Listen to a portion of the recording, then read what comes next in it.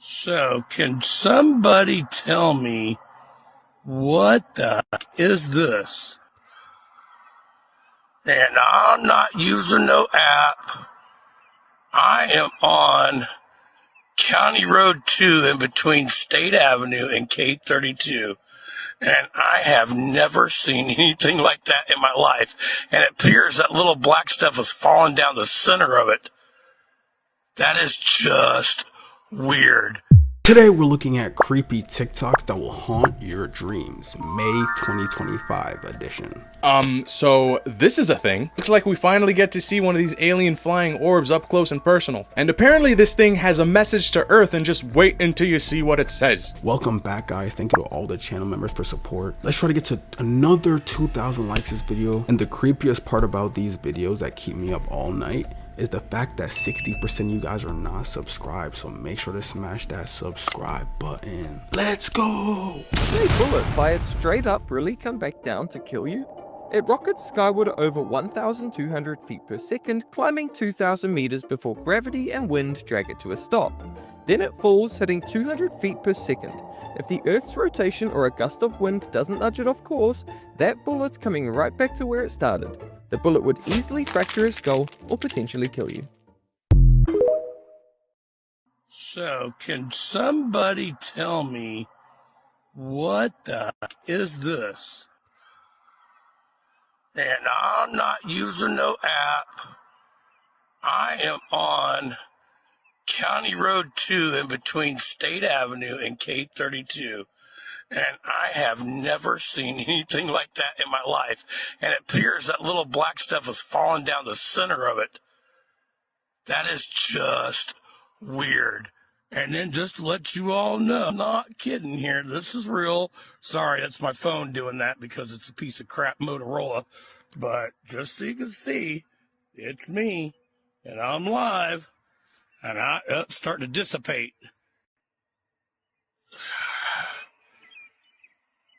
Look at that. Tell me that is not freaking weird. I have no idea. I've been recording it. It was a dark black circle and now it's dissipating. I mean, it looks like somebody blew a big old smoke ring. It looks like it's smoke. My first thought back at a distance was, is it a congregation of birds? Yeah, that's what I thought. But then, because it looked like everything was falling through the center, but now it's just like totally dissipating, but I ain't never seen nothing like that in my life. I had to pull over and record it. So, hey, just so everybody knows, I'm legit. Somebody pulled over and talked to me. I'm not talking to myself. But when I first saw that video, I was like, dude, the aliens are here. But then this video kind of explains the whole situation. A black ring in the Kansas sky has left many scratching their heads at the unusual and rare sight, but there was an explanation. Brendan Crew has more. America's home to some strange and frightening weather conditions, but take a look at this. Spotted in Bonner Springs, Kansas, this rare smoke ring in the sky stopped many in their tracks. The bizarre smoke formation appeared in the sky, with witnesses saying they've never seen anything like it before. Meteorologists have since offered an explanation, saying it's a smoke ring and likely the result of some type of explosion, likening it to the formation of mushroom cloud, where rapidly rising air traps smoke in a ring-like formation. So yeah, it actually came from probably fireworks, if I'm being honest, because it was Cinco de Mayo that day. So someone probably shot up some fireworks, you know, saying for the 5th of May. And that's what happened. Let me tell y'all a true story, B. So boom, pay attention, watch this video to the end. So, do you know who this is in this statue right here? It's Satan, but it gets crazier. You ready for this? Now notice the chain on his foot. You see it, right? You see the chain on his foot? All right. You ready for this? I got you. 1 second. Now notice the chain on this foot. Y'all should know which foot this is. I shouldn't even have to say nothing. All right, guys, you ready? Stay with me, stay with me. I'm gonna show y'all something, B. Now, do you notice that the crown in his hands has 7 points on it, right? Stay with me, guys. Make sure you watch this video to the end. This is crazy. Now, do you see what's on the floor, right? An apple and the torch. You see the torch on the floor, right, guys? Stay with me, B. Stay with me. This is crazy. He's holding a torch, and there's a 7-point crown on his head. Remember the apple that was on the bottom of the statue of Satan? What do they call New York City? The Big Apple. Where is this statue at? New York City. What I'm trying to tell you is, the Statue of Liberty is Satan himself. Stop playing with me, son. Don't ever say I didn't teach y'all nothing. It's in plain sight. So, you got a statue of Satan right in New York City, and people been thinking it was a Statue of Liberty the whole time? Stop playing with me, son. So what I'm gonna do is go over there and knock that statue out, straight up and down. TikTok, this is just for entertainment purposes only. I'm just joking, right? Come on. I'm just playing around. This ain't real. This is all for fun jokes, and let's just laugh about it. Yeah? Ain't nothing funny. Bah! Whistleblower and developer of OpenAI and ChatGPT has been found unalived in his San Francisco home. His name was Suchair Balaji. Yes, I said whistleblower. He was exposed in one of the world's most powerful AI companies. And now he's gone. But they ruled out any possibility of any foul play. They said he just committed suicide. Nobody ever find it crazy that it's always suicide or any other little weird way people pass away when they go against big companies like this? His family said he was never suicidal. So he raised concerns about the company's practices and ethics during his 4-year tenure with OpenAI. He alleged that OpenAI and ChatGPT violated copyright laws. He said they were using online data that included copyrighted material. So essentially, with all these findings and documents that he had on OpenAI and ChatGPT, he handed it over to people that was finna take this to federal court. And he was the head person that was going to speak in court on the situation. And then he ultimately committed suicide. So I don't know, y'all. Y'all let me know what y'all think about this down below in the comments. I mean, I don't want to speak like I know, but I doubt he committed. I feel like that's what they're going to do for Kanye West. Like if Kanye West just randomly one day just dies, I think they're going to either say an overdose or suicide. Did you know that if you're not getting enough sleep, if you're just even a little bit sleep deprived,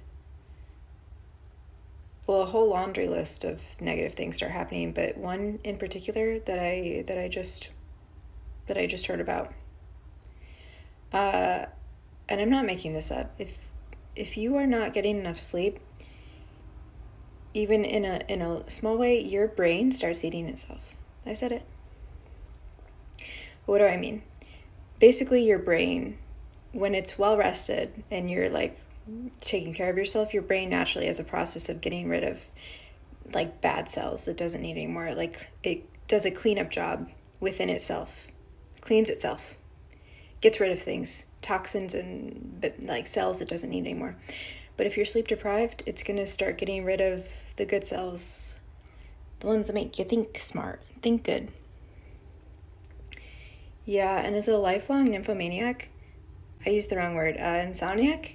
Let me start over. As a lifelong insomniac, that tracks. That makes a lot of sense to me. But I will say, historically, some of the most like intelligent and like creative people tend to be like very neurotic, and it's not for everybody, but like tend to be like neurotic and have maybe like irregular sleep schedules. And that makes me feel better about myself. All right. So now you're telling me that a council known as the Galactic Federation has been monitoring our planet since the beginning. They apparently were going to make themselves known in 2027, but due to everything that's been going on Earth, they've moved it up to 2025. They are on their third level of presenting themselves. First, starting with the orbs last year, which a lot of people have seen. The second phase, their motherships, their modes of transportation, have been all around the entire world cloaked. multiple places that I've seen the videos. Now, once again, this is allegedly, but the third phase is the guy who was sleeping in the egg. The egg that the video that just came out recently, he was resting there. So he's basically their go-to guy. So there is apparently a council of 26, and there are the council of 5, which will be making their human presence known very soon to help us basically get through every bit of craziness that's been happening in our world right now. Now, obviously, anything I say is for entertainment.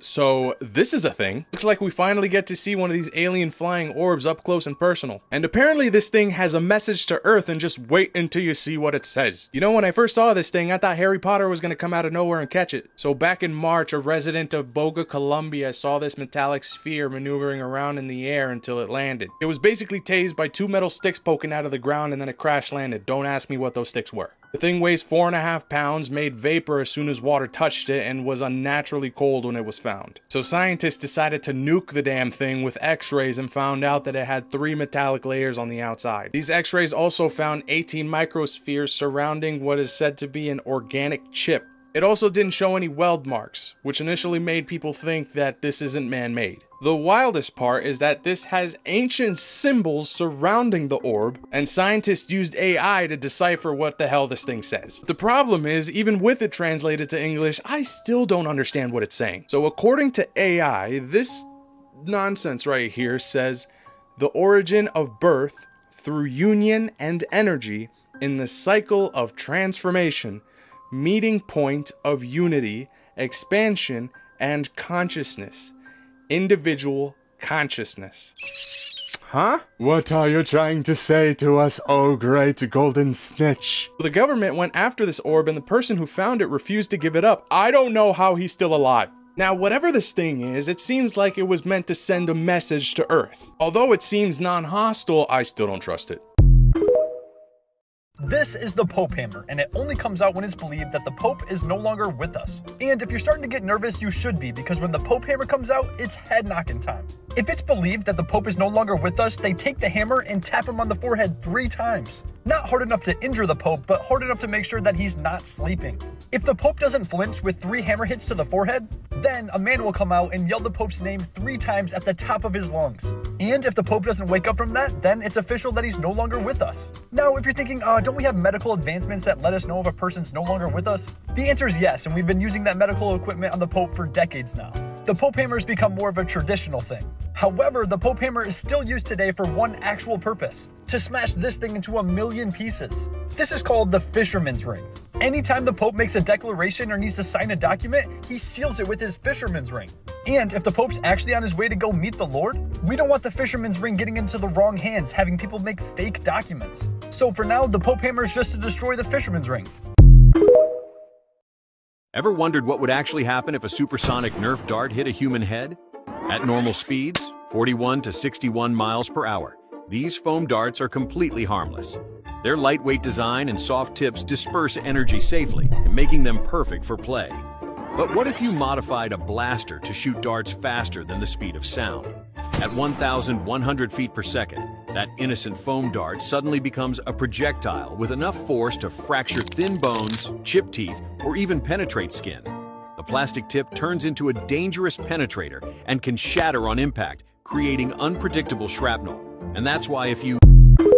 Colombia just found the first piece of alien technology in history, and there's videos to prove it. You gotta see this story. This thing is being called the Buga Sphere. It was found in Colombia last month, and scientists have no idea how it was made. A glowing metallic sphere was caught on camera flying through the sky, descending silently, and then something insane happened. It didn't vanish, it didn't explode, it landed, and someone actually put their hands on it and picked it up. This isn't science fiction. This is real, and it might be the most convincing physical evidence of extraterrestrial technology we've ever had, if you can believe it. Videos started circulating of a floating metal orb glowing with shifting lights hovering low over the ground, no sound, no wings, no visible propulsion, and then it descended. I was gonna call it AI generated, but the way the orb moves and the length of the videos, technology just isn't there yet, so it has to be something else. One guy got so close he actually touched it. He says it was freezing cold, dense, and unlike anything he'd ever seen. At first it weighed about 4.5 pounds, but when taken to a lab it registered 22 pounds. That alone raised eyebrows. miles, it literally didn't change in size,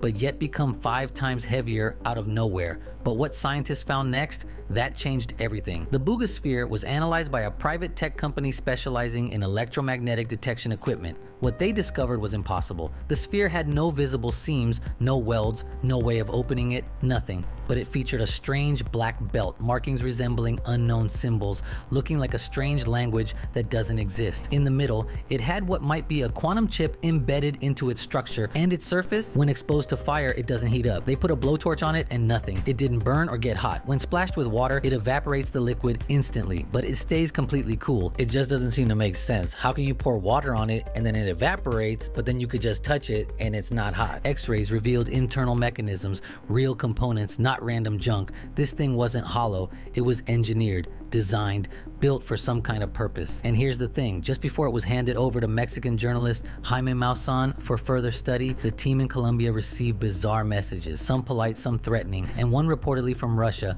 offering a deal for the sphere. Then again, I heard Putin isn't easy to make deals with. That's when the decision was made to get it out of Colombia. With official clearance from local authorities, Maussan brought the sphere to Mexico, where it's now under secure analysis. Could it be alien tech, or just a surveillance probe, a UFO from another dimension? Or maybe I just been watching too much Joe Rogan. I don't know. You let me know in the comments what you think. Is it real or not? I'll see you tomorrow. Damn, what do you guys think about that? I mean, I feel like it could be real, but at the same time, it could be fake. Like, there's so much, like, AI videos have taken over so much that you don't even really know what's what anymore. But if it is real, maybe those are the orbs that have been floating around the skies in Jersey and stuff. So the Pentagon is bracing for a return of the Anunnaki. Yeah, the Anunnaki. Now, the only thing that makes sense to me as to why they will be waiting on the return of the Anunnaki is if they have had some type of contact with these beings. And if y'all have noticed that the Anunnaki, the lore behind the Anunnaki has gotten increasingly, like, there's been way more talk about them lately. And with all the things going on in the sky, all the talks about aliens, all of the weird things going on in the atmosphere, people seeing weird things, like with the thing in Israel, and remember the mall in Miami. And so they have been conditioning us to get ready for these Anunnaki to return as well. Now, those of you who have eyes to see and ears to hear, we know that whatever beings they are, whether you want to call them aliens, Anunnaki, demons, the fallen angels, the Nephilim spirits, the Nephilim itself, Satan and his army, whatever you want to call them, we know that it all is demonic. That's one thing that we know. Those who have eyes to see and ears to hear, do not fall into this whole, oh, these Anunnaki gods. And there it is. And you know there's going to be some people who comment on this video and say, oh my gosh, they're so real, they're gods, they're this, they're that. And they're going to paint these beings in a good light. They're going to paint these beings in a positive light. Do not fall for the deception. Remember, when and if these things appear, it will not be for the benefit of the world. It will be for the benefit of Satan, the ruler of this world, the lowercase g, God of this world. Do not be deceived. Remember, do not be deceived is mentioned several times over and over again, because as it pertains to the last days, there will be deception running rampant. Do not be deceived by this. Remember, Jesus is on the throne. It's all about God, and they're going to try to do everything to deceive you into believing that these beings are positive or good beings. They're not. Okay? And if I had to tell you, if I had to take a guess, it's either A, the fallen angels who have disguised themselves, or B, it is the offspring of the fallen angels and the women that created these beings, or even C, remember, they were kind of manipulating humanity and manipulating life as we know it. So it could be a creature mixed with a human, mixed with another thing. Whatever the case may be, it is all demonic. Do not play into the lore. Remember that Jesus is still on the throne, and he is Lord, and he is returned. Some people think putting a metal grill in front of an airplane engine could protect it from bird strikes. But in reality, that's not possible. Jet engines are incredibly powerful. They suck in huge amounts of air at very high speeds. If you place a metal grill in front of the engine, it wouldn't hold up. The force of the air and the speed of the engine would either tear the grill apart or severely disrupt airflow, causing serious problems for the engine itself. Rumors are circulating that there's a group of Pentagon officials who believe that the UFOs are the Anunnaki returning. Now at this point, they're just rumors, but before you completely dismiss it, let's actually think about this because it kind of tracks. The story of the Anunnaki is as old as ancient Sumeria, and they apparently came here to mine gold to help fix their atmosphere. What's so crazy to me is this story, what they proposed, would actually work to repair the atmosphere to block out harmful UV radiation. How would they have known this thousands of years ago? The idea was to come here, mine gold, bring it back to their planet, pulverize it, and disperse it throughout the atmosphere to reflect the harmful sunlight back. Conditions for mining on this planet were harsh, and so they genetically modified the primates that were already here to create us. That's the story, at least. Mixing primate DNA with Anunnaki DNA. If this UFO situation is the Anunnaki returning, after all this time, it could explain why there is apparently a spiritual aspect of all this UFO stuff. Congress just got told that the US is in possession of at least 4 types of non-human species at an event sponsored by the House Oversight Committee, and I happen to have one of the only copies of 4K footage from that event. How did this happen? There was a panel on understanding UAP, science, national security, and innovation. And towards the end of the science panel, Representative Eric Burleson asked this question to astrophysicist Eric Davis. Let's roll the clip. And do you have, or can you comment on whatever species have been piloting these craft? How are they large? Are they multiple species? Are they what was their size, and how many are usually on a craft? They're typically the multiple species people are familiar with, the Greys, the Nordics. People have talked about reptilians and insectoids. It's not that they're reptilian or insectoid, it's that they resemble to the Pacific a reptile or insect type humanoid, because they have a head and 4 limbs and torso. So large, small, human size, human scale. And are there how many are in crew? Well, the Greys I'm familiar with from investigating the crash at Corona, which is misnamed the crash of Roswell. It's not the crash of Roswell; it's the crash of Corona in Mexico. Those were Greys; those are 4 foot tall, and the Nordics are typically human size, probably I've heard 5-6 feet tall. And same with the people who mislabel reptilian and insectoid, they're roughly at that height too. I haven't heard anything about anything 7 or 8 feet or 9 foot tall. Interesting. Of that nature. So, dinner-ish. Folks, what we're going to do here for time, we're going to jump down at the wrong job. Okay, so if you want to watch the full almost 4-hour event, you can watch it over at the UAP Disclosure Fund's YouTube channel. It's also broken down by panel between science, national security, and innovation. This panel was between Dr. Eric Davis, Dr. Avi Loeb from Harvard, and Rear Admiral Timothy Gallaudet for the science portion. So, who is Dr. Eric Davis? For those of you who are in the UFO community, he's been a very well-known astrophysicist and breakthrough propulsion physicist who's been associated with several of the now publicly understood UAP study programs, such as the Advanced Aerospace Weapons Systems Applications Program, AAWSAP, as well as the Advanced Aerospace Threat Identification Program, ATIP. Now, for many folks, Eric Davis's name became most widely known when the so-called Wilson Davis notes leaked online, and the Wilson Davis notes contained notes that were of a meeting between astrophysicist Eric Davis and Admiral Thomas Wilson outside the EG&G parking lot in October of 2002. And the context of the memo was Eric Davis was looking for this alleged UFO crash retrieval and reverse engineering program and was connected with Wilson, who explained to Davis the struggles that he had trying to get access to it, even as someone who, at the time, should have been granted access, but ultimately was able to find the program manager and locate the program, but was subsequently still denied full access. That Wilson Davis memo became a part of sort of more mainstream popular culture as a result of the UFO hearing in the House Intelligence Committee that was chaired by Representative Mike Gallagher in 2022, in May of 2022.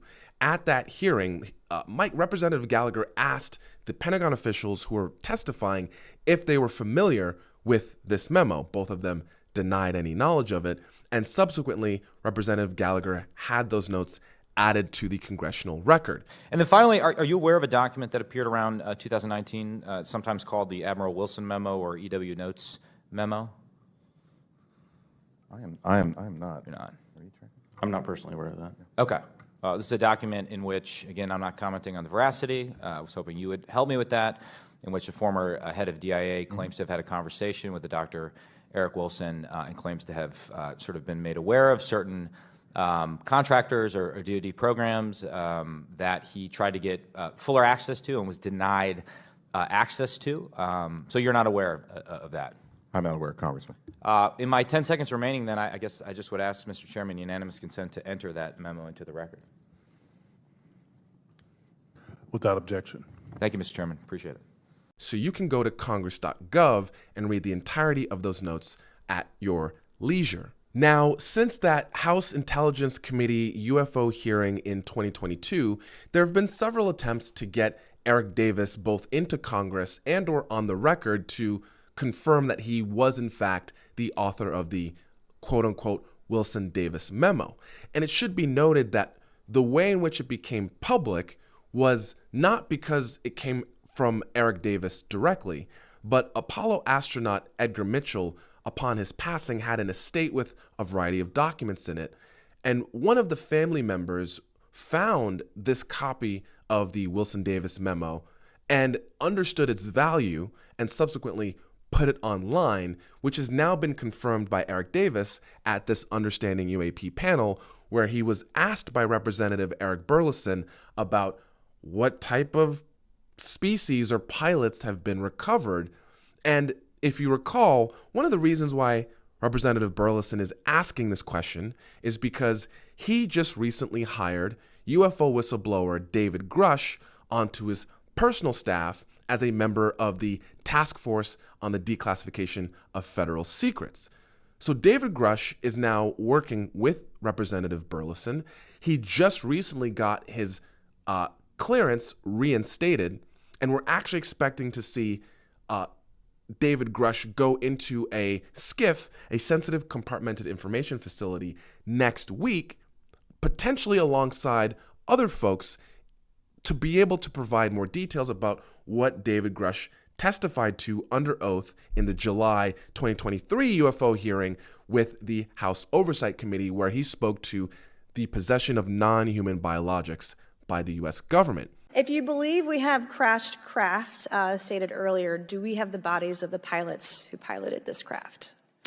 As I've stated publicly already in my News Nation interview, biologics came with some of these recoveries, yeah. Were they, I guess, human or non-human biologics? Non-human, and that was the assessment of people with direct knowledge on the program I talked to that are currently still on the program. At this event, which was not under oath testimony from Eric Davis, he is now repeating and basically confirming the story that David Grush told at his hearing in July of 2023. And it should be noted that the chairwoman of the Federal Declassification Task Force, Representative Anna Paulina Luna, did mention at this event that she will be bringing Eric Davis back to provide his testimony under oath. Excellent. Thank you very much, sir. Next question is going to go If I can real quick. Yes, ma'am. Absolutely. The floor is yours. Yeah, so thank you for you guys coming today. I have to get going, but I am charging Burleson and Burchett to be here and continue on while I am not here. But I will say that, I mean, the stuff that you guys have all told us today, mind-blowing. And I think, going on record is even more important. So we are going to invite you back to also testify at some point. But I do have to head out. So thank you so much for your time setting us up, and we'll be back. Thank you. Thank you.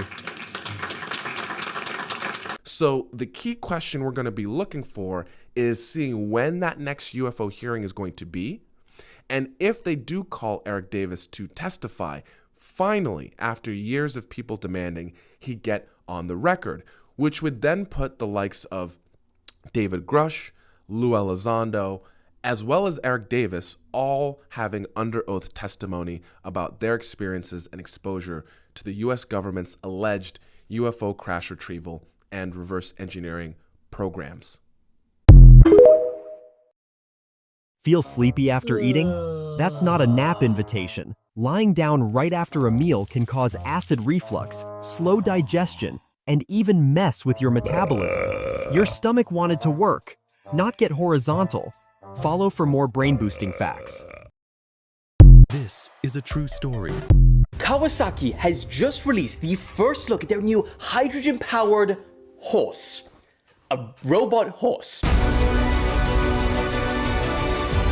It's named Core Leo, and it was unveiled yesterday at the 2025 Osaka Kansai Expo. And while still only just a concept, the design of this thing is pretty insane. I mean, as their promo video shows, it's kind of the piece that you'd bring to run across a mountain on if you got brain rot, but you still want to hike. And forget handlebars, Core Leo moves purely based on vibes. I guess kind of like a real horse, it responds based on the human's body movements. So lean left, it moves left. Lean right, it steps right. But unlike a real horse, you've got a futuristic heads-up display giving you the full rundown on hydrogen fuel, directions to wherever you're trotting, and its rubber hooves give it enhanced grip and stability on both hard and soft terrains. Oh, and because it will be powered by a 150cc hydrogen-powered engine, it will be completely environmentally friendly. So the question is, does the world need a robot horse or not?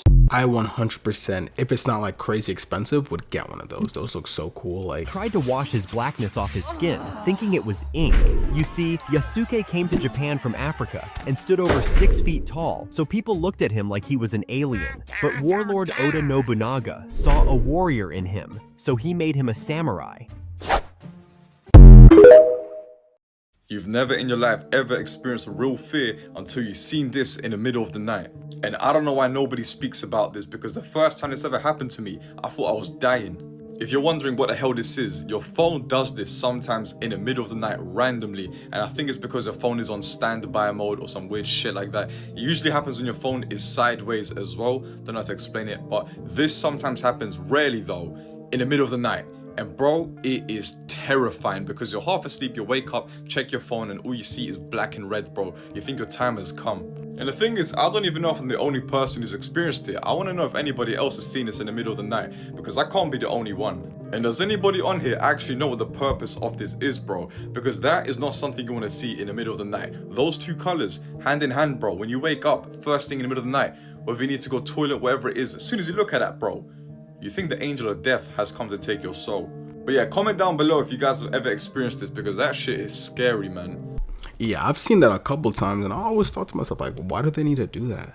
But it never, like, really alarmed me too much, because one, it wasn't at the night, and two, it was kind of just like, let me know if you guys have ever experienced that in the comments. LSD, magic mushrooms, DMT, these are all known as serotonergic psychedelics, which sounds a little bit complex, so I'm going to break down exactly what it means. So serotonin is a neurotransmitter. It's like a chemical messenger in the brain that's used to communicate between cells. It's usually associated with mood. So for example, SSRIs, which are a type of medication that affect the serotonin levels in your brain, are often used to treat depression. But it has a much more complex role, so it's involved in things like brain development, how we perceive things, and even how we think. So serotonin works a bit like a key, which fits into a specific shaped lock, which is known as a receptor, and these can be found on the surface of a brain cell or a neuron. There are over 14 different types of serotonin receptors, which makes it a very complex system in the brain. The serotonergic psychedelics, like LSD and magic mushrooms, look structurally very, very similar to the serotonin that we produce in our body. And because they look so similar, they can actually fit into these serotonin receptors, but they act like imposter keys. So even though they bind,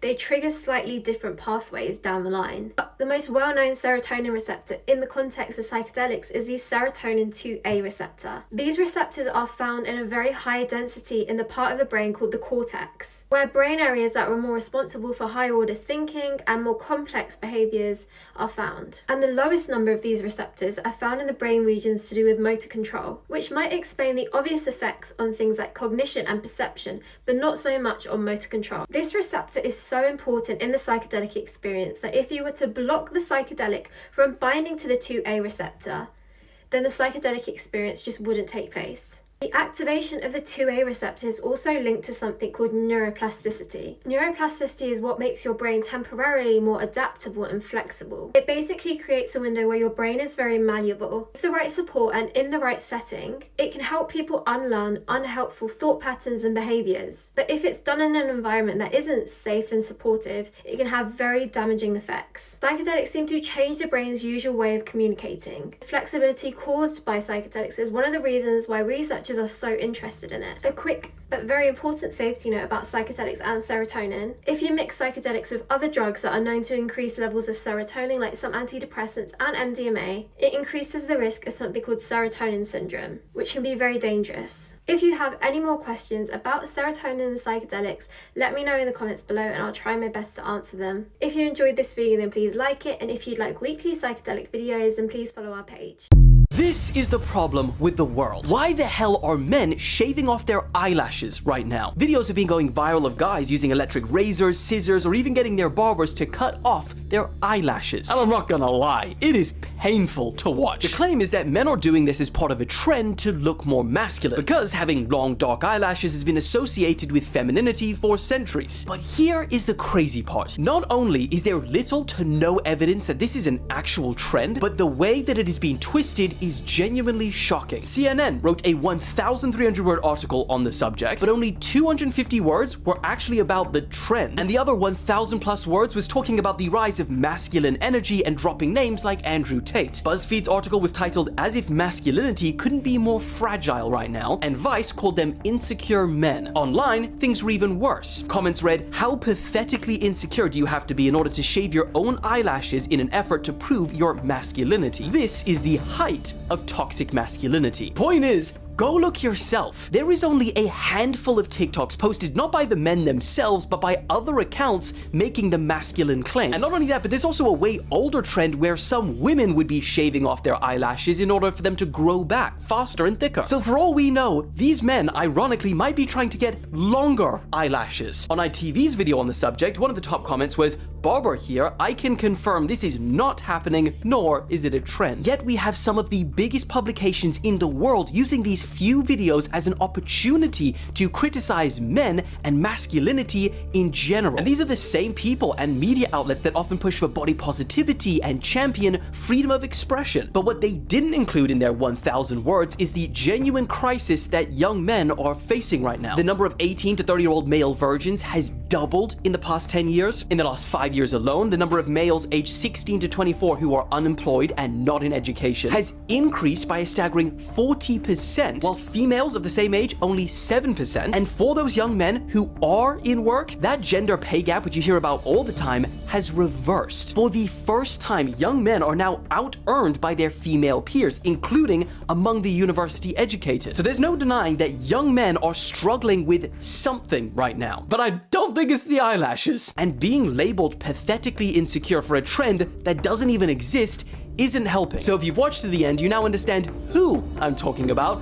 Yeah, I haven't really seen that trend. I mean, you know what I'm saying? I scroll, but I don't really scroll like that. Like, I haven't really seen that trend. So I don't know if it's a trend specifically, but I'll tell you this. I would never cut my eyelashes for anybody. Like, look at my eyelashes. You know what I'm saying? Like, W eyelashes. But honestly, we got deeper problems to be worrying about compared to just cutting your eyelashes. So I don't even know what they're talking about. Anything we are seeing actually real. And what was the highlight of the evening for you tonight? Watch the girl in black behind her just disappear. After her drama. Very. Watch again slower.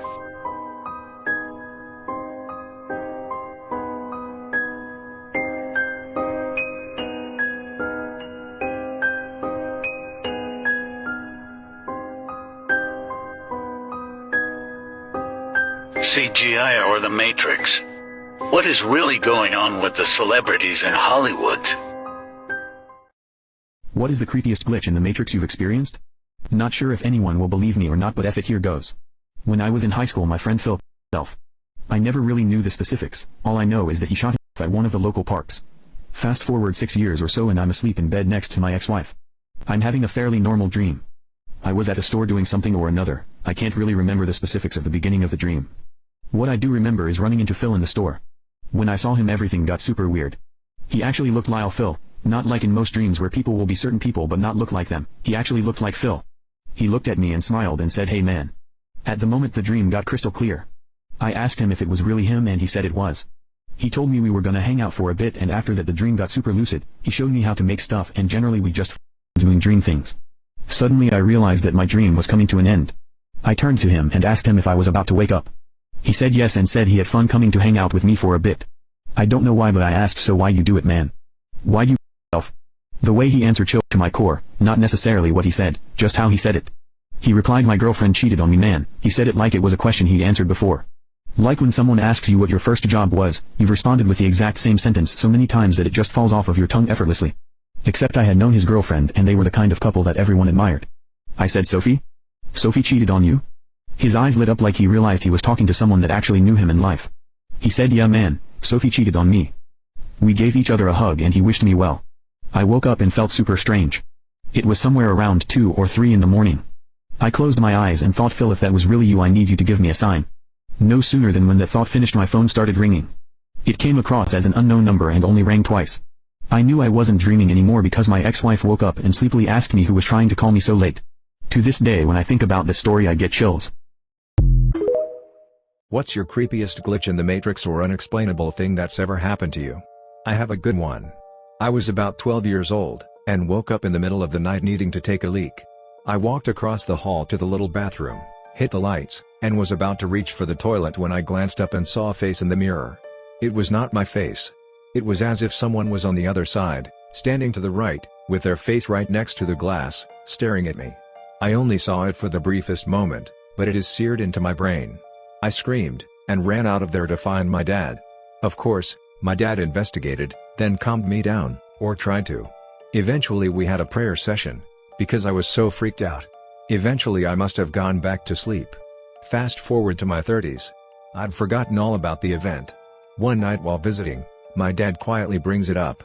"Remember that one time you saw a face in the mirror?" It suddenly came back to me in a rush of memory, sending a chill down my spine. "Yay, I remember well," he said. "I sometimes think about that night." He looked down at the floor, with a serious expression. I saw it too. He went on to describe exactly what I'd seen. We have no idea what that was. Apparently when he investigated, he saw it and had a freak out of his own. Apparently the prayer session was as much for his own nerves as mine. I respect him for keeping that tidbit from me till my 30s, but I kinda wish he'd never told me. I've been trying to figure out how to do this. It's a real glitch in the Matrix live. I'm moving closer to my front window where the sunlight would supposedly come in. But there's no sunlight coming in and hitting that light, right? So I'm holding my phone, I'm just gonna walk closer and closer. And as we walk closer, look at the reflection. Damn it, I had the phone plugged in. Look at the reflection. The lights are on. But the lights are not on. And there's no sunlight coming in to hit that. And it'd have to be coming in pretty damn strong to show the light bulbs on. Because it may not show it on the camera, but when I'm looking at it, I can see the light bulb on, but it's not. And if it was producing that from the sunlight, then where's the reflection on the ceiling? The light's not on. I'm gonna walk forward. I'm gonna try to keep it in view. Keep it in view. Keep it in view. Hang on. See it? You can still see it. Still see it. Lights are off. You can still see it. I'm like crouched down to show you. That's a glitch in the Matrix, my friends. I definitely say that one was weird because like he was saying, there was no light coming in, so there's no way it could just bounce off of the ceiling fan onto the painting. If you guys know more about that, let me know down in the comments. Forbidden chocolate milk.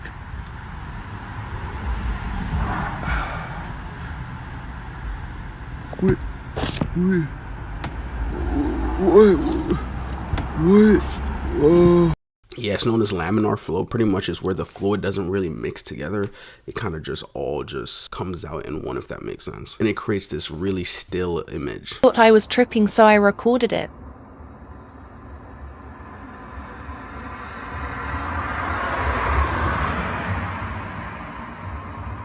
Guys, I'm kind of freaking out right now because I've tried to film this. This is my 4th time filming this video. I tried to film it on TikTok 3 times, and now I'm in my camera filming it because every single time that I film it, it just closes. Not the app, but like I'll press check and then it'll just delete the whole video. Or it'll only get to the point when I start explaining my story, and then as soon as I start explaining it, then it like just deletes the recording. So you know the Mandela effect thing, okay? So the girl that had the fucking antique, and then she moved, and then she found another one, and she only bought one, but they had the exact same markings, and she was like, how the hell did I get 2 of these? There were only 1. So I'm going to get in bed. I see on my bed my AirPods. I see them there, and I'm like, I'm coming for you later. Okay? Put the kiddo to sleep. She is out. She's out. I'm like, it's mommy's time to waste away her sleep schedule on TikTok. I get my AirPods, pop them open, put the right one in, okay? Right one's in. Right one's not connecting. So I'm like, I'm irresponsible, I didn't charge them. That's on me. Let me put the left one in. It's probably charged. Put the left one in, go to put the right one back in. There is a right AirPod in the right slot, but I have one in my hand, and I know I failed math, but I only have 2 of these, okay? So why do I have 3 of these? So I start freaking out. I'm like, it's fucking happening. It's happening to me right now. So I freak out. So I get up. I turn my flashlight on. I'm poor. I found these, okay? I found them. I could not return them could not return them to the owner. Found them. I can't afford 2. I didn't have another one laying around. So I'm like, I know they're your friends, okay? I don't have a whole lot of friends, but I've only had 2 friends over to my house in the past month. So I call them. I'm like, hey girl, are these yours? She's like, no. Hey, just tell me that they're yours so I know I'm not going crazy, please. Sorry, boo, they're not mine. So then I'm like, well, let me see whose they are. Because, you know, you open them, they have a name. I named mine Steve, because I name all my shit Steve. These are named Steve.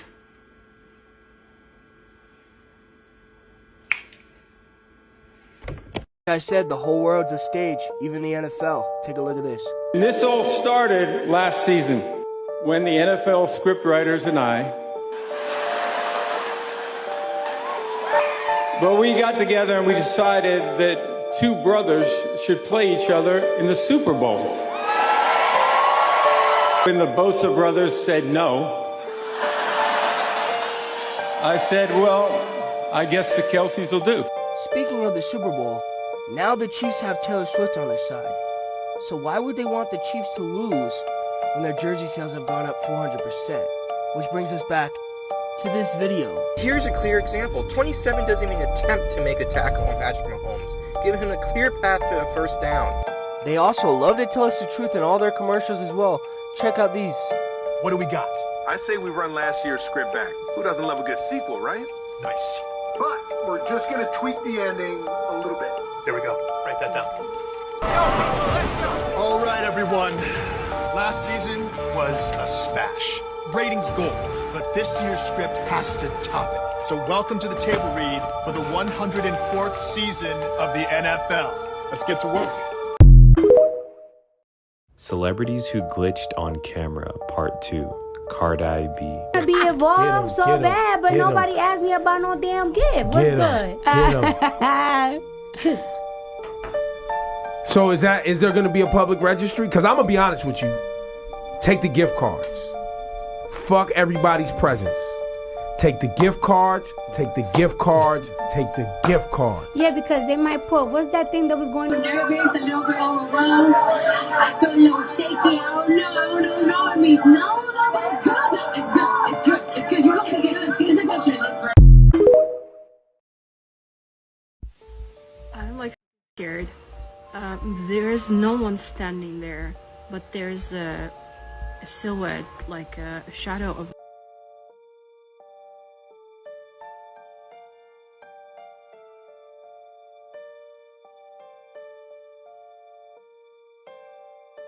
Why are our shadows not as dark as the bar shadows? Okay, where is this car that's reflecting on this Boston Pizza window? It's a Corvette C8. I seriously don't see that car anywhere. Where's that car? I'm trying to put my shoes on. Why do I have two left feet? Like, if I take this shoe off and put this shoe on here, cool. This shoe's still on the wrong foot. So then I do it again. What the Bro, what in the glitch in the Matrix? The motherfucker just floating there. Dead. There's nothing around it. Just floating there. What the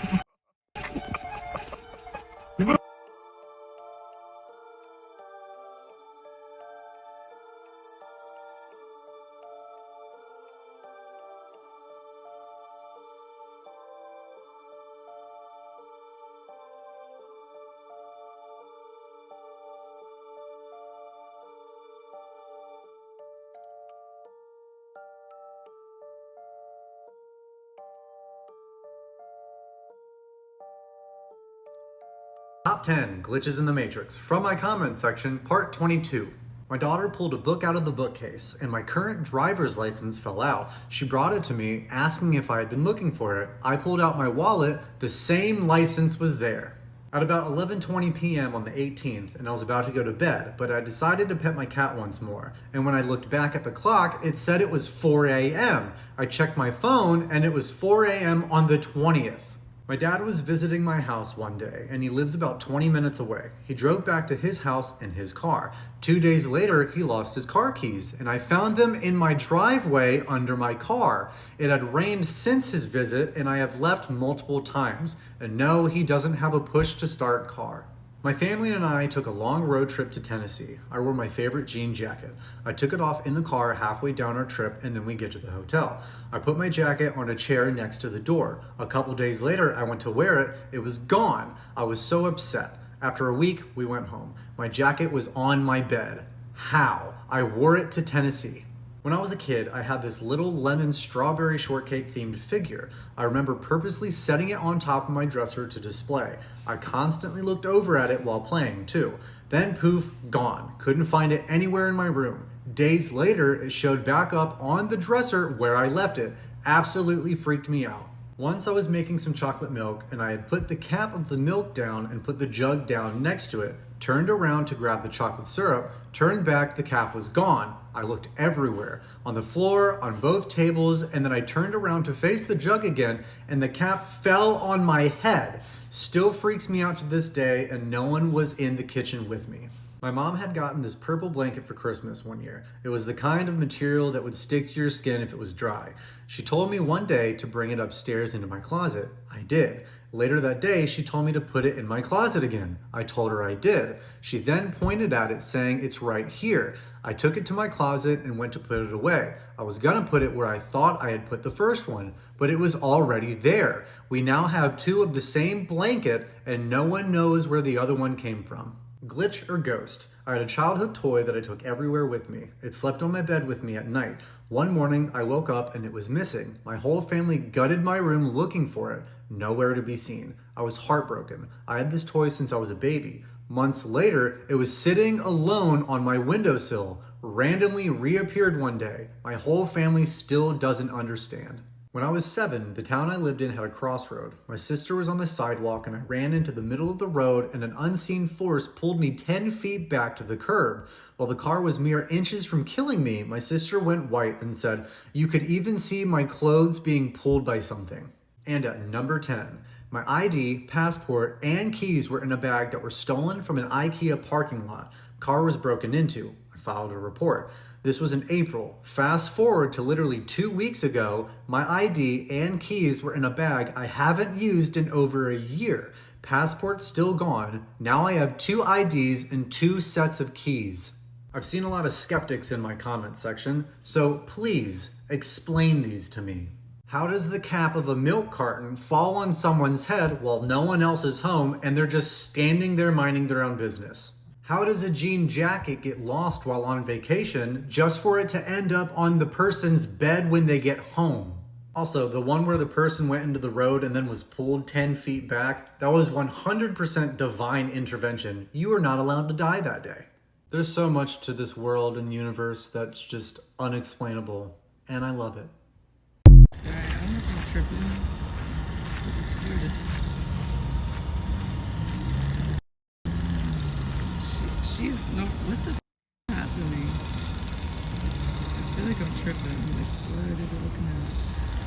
What is he looking at? Where, are they stuck? Dude, this is weird as fuck. This is so weird. What's going on? He's like, what the f?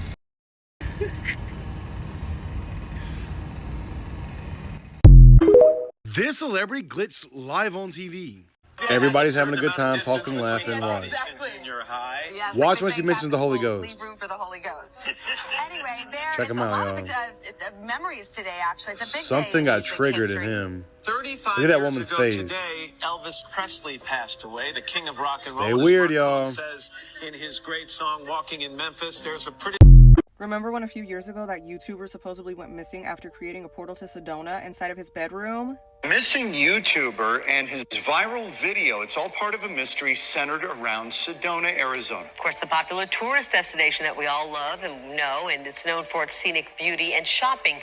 But don't forget its mysterious side. Crystals and energy vortexes are a big reason why some people visit Sedona. He shows himself on video using his computer with a variation of frequencies. He also has this light box on his bed.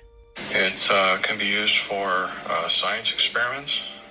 I would say so. I'm speeding this part up so you can see it. It's much slower in the real video. But you can see the little box working, and it's creating the portal that's supposedly showing Sedona on the other side. His name was Funky Fathead on YouTube. He was notorious for opening up these portals using sound frequencies. Not long after opening up the portal to Sedona, his account went inactive. A lot of people told him that traveling through these portals could be very dangerous for him. I did not leave with this on my back. I was gone approximately 15 to 17 minutes. I usually don't like to be gone longer than 25 minutes per trip.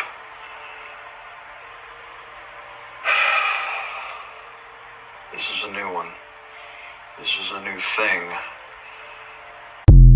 How the hell is he opening portals in his bedroom? I don't know. That one is kind of like trippy to me, but like, could you imagine doing that? I don't even know if that's even like possible for real. He said he uses frequencies. I don't know. Maybe I should try it. Kanye West. Yeah, so I have remote viewed Kanye. Definitely a huge part of the Illuminati. I mean, that's a no-brainer. All of the signs are there. Was he cloned, you think? Okay, with clones. So Kanye does have clones of him, but for the most part, he plays by their rules. So they haven't completely taken him out, right? So sometimes if they're too much of a threat, they'll just kill them off and then replace them entirely with a clone. But this is why Kanye is just a little bit disheveled, because he has gone through so much MK Ultra programming. So even if they aren't fully a clone all the time, they go through a lot of programming, and they also get pretty drugged up to be able to handle that kind of programming. And so he'll just shoot off random stuff. So they haven't completely taken him out, and he does have clones, but for the most part, it is him. Yeah, because you'll see him go through these episodes where all the PR is attacking him every few months. Yep. And that's him just exposing stuff, right? Yeah, exactly. But unfortunately, no one takes him seriously because of all the other that he's saying at the same time. Derealization. The world's still running, it's just stopped feeling real. Everything looks normal, but none of it feels real. That's derealization, a glitch in the immersion engine. The textures load, the lighting works, but you, the player, feel like you're floating outside the scene. People describe it like being in a movie, or trapped in a lucid dream, like there's a glass wall between you and life. What's terrifying is that you know it's not real, while it's still happening. You look at your hand and think, that should feel like mine, but it doesn't. You hear your name and think, that's me. but it's hollow. This is what happens when the emotional rendering layer glitches out. Derealization strips the world of its depth, its color, its consequence. You're there, but not really. Watching the code run without being part of it. And for some, it lasts minutes. For others, months. A lingering disconnect that turns life into observation. But what if reality isn't broken, but the connection to it is? And what if that connection is more fragile than we ever realized? Capgras delusion. Familiar face, broken link. You recognize their face. You know their habits, their voice, their laugh, but something inside you whispers, that's not them. Welcome to Capgras delusion, a glitch where the emotional connection module of your brain goes dark, even when facial recognition keeps running smoothly. Imagine logging into your account, seeing your profile photo, your name, your data, but something feels off. It's you, but it's not. That's what Capgras feels like. The system checks identity, match confirmed, but the emotional API returns null. This glitch splits logic and emotion into separate processes, and when they desync, you start seeing trusted people as imposters. What's even scarier is that the person experiencing it isn't always panicked. Sometimes they're eerily calm, just certain that the person in front of them has been replaced. Replaced by what? A double, a copy, a simulation glitch that rendered a familiar face with the wrong emotional key. If reality was perfect, this wouldn't happen, but it does, which means the code is messy, bug-prone, patchable. And if our emotions can be detached from recognition, how much of our connection to others is just a successful script running in the background? Capgras isn't about forgetting, it's about knowing and not feeling. And that's maybe the most dangerous glitch of all, because it shows how fragile truth really is when our perception systems aren't synced.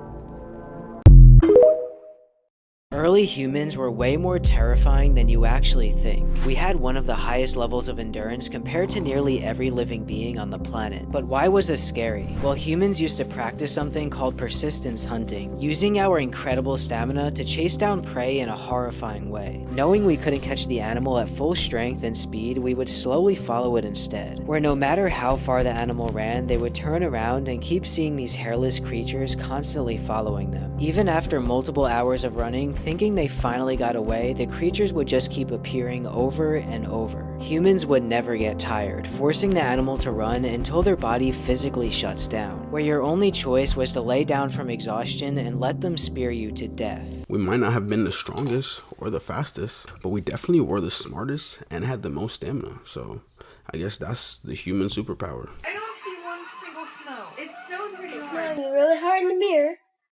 And then that side there's nothing. It's all clear. Oh my gosh. No, wait, what? Alright, so it's moving.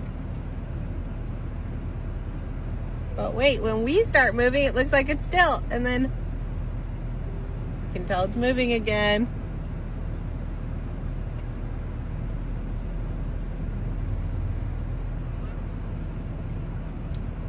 That's so crazy. It's wild. No. My fear is happening. My fear is happening of not being able to get to my car in a parking garage. There's my car. Yep, okay. If I go down that way, that brings me down. So, I'm walking up. But when I round the corner, nothing. So now I'm coming back down. I'm so confused. I know I'm on level 3, but like, why? Why can't I get right there? I'm gonna have to freaking hop the barrier. I saw another ghost TikTok on this once, and this was the same thing. And it was like an obstacle course. Why? I don't understand. Help me. See, now I just walked from up there. That's going back down. That's not where I need to be. Do I jump the ledge? At that point, yes, I would say jump the ledge. These celebrities were caught glitching on camera. Check it out. A lot of fun. Let's get started. Our first caress.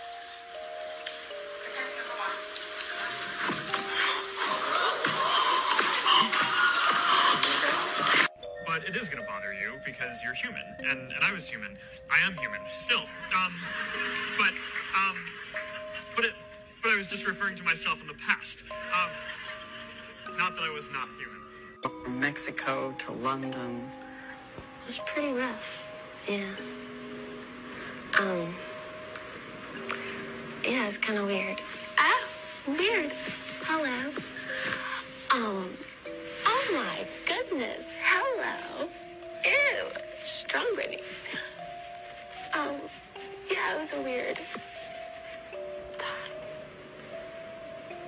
Ew, I remember that. Scary. Don't forget to like and follow and stay weird. Let's read some Glitch in the Matrix stories, part 13. This is the one that I was talking about last night when I made the TikTok. I opened this email up, I read it, and then I got so scared I couldn't make the TikTok because I couldn't read it again and I had to wait till it was daylight. So now that it's morning, I can share it. So let's go. In the early 2000s, a friend and I went to look at a rental house in our hometown.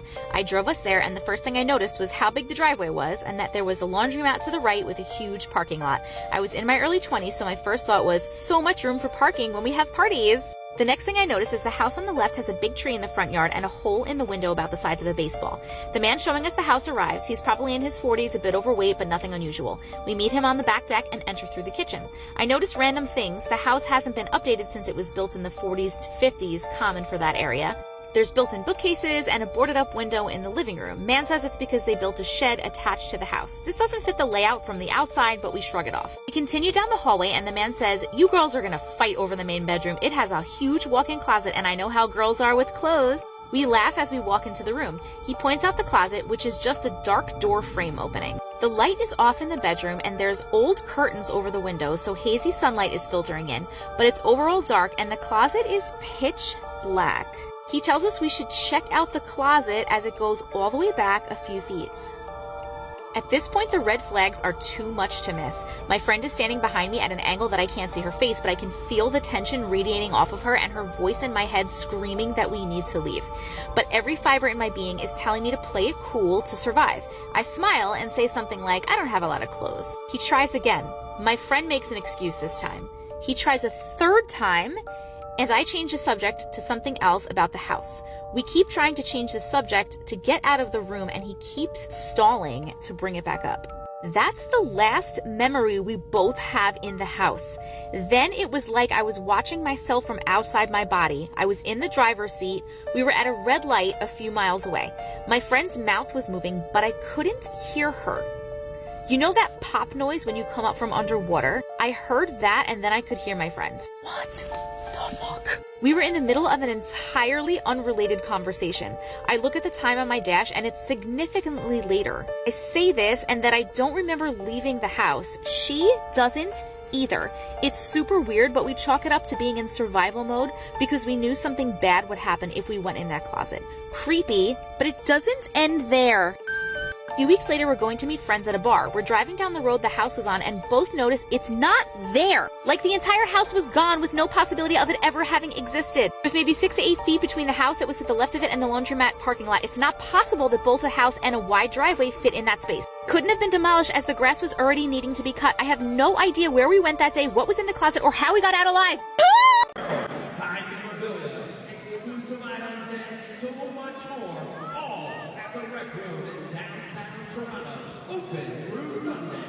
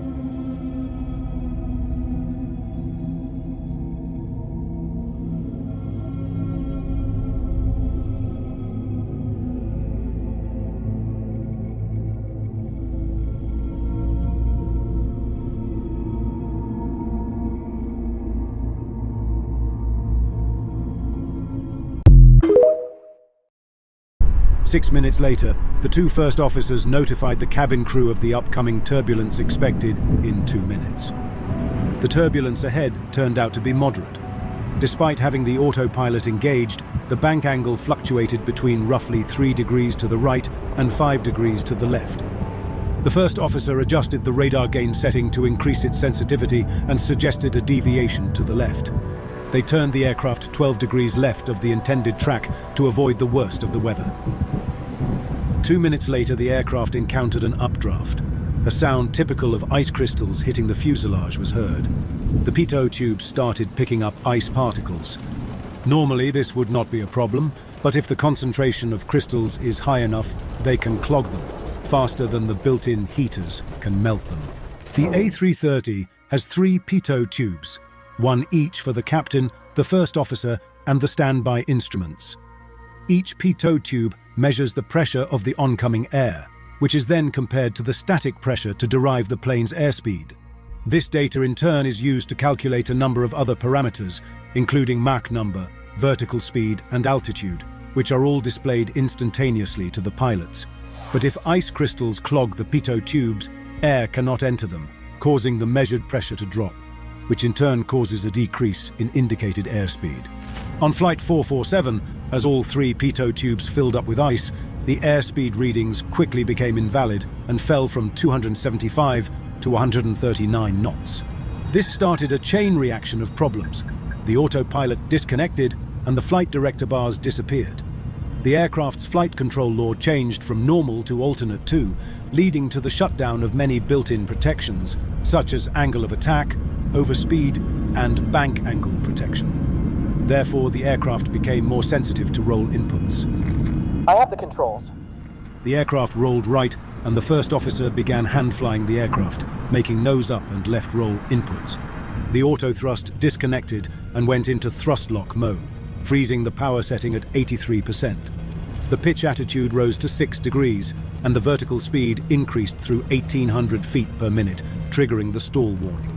A stall happens when the aircraft's wings can no longer generate enough lift.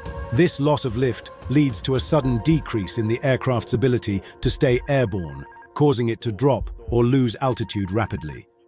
The first officer struggled to regain control over the bank angle and over-controlled the roll input with a series of left and right banks. The control inputs were exactly out of phase with the roll motion. After a challenging period, he gradually managed to stabilize the roll over the next 30 seconds, which silenced the stall warning. Just seconds later, the airspeed indicated on the standby instrument began to decay once more, dropping sharply from 270 to 73 knots. The aircraft's pitch increased by 11 degrees, and its vertical speed increased through 6,000 feet per minute. The first officer continued to make nose-up inputs, and the pitch attitude increased to 16 degrees. A series of small roll movements began. He countered each with lateral stick input. The stall warning was triggered again, and amidst the chaos, attempts were made to call the captain back by ringing a call chime in the crew rest area. The stall angle of attack was reached, causing the aircraft to shake as it entered an aerodynamically unstable condition. Thrust was increased to toga. The first officer continued to make nose-up inputs, resulting in the aircraft maintaining a shallow climb. Above all, try to touch the lateral controls as little as possible.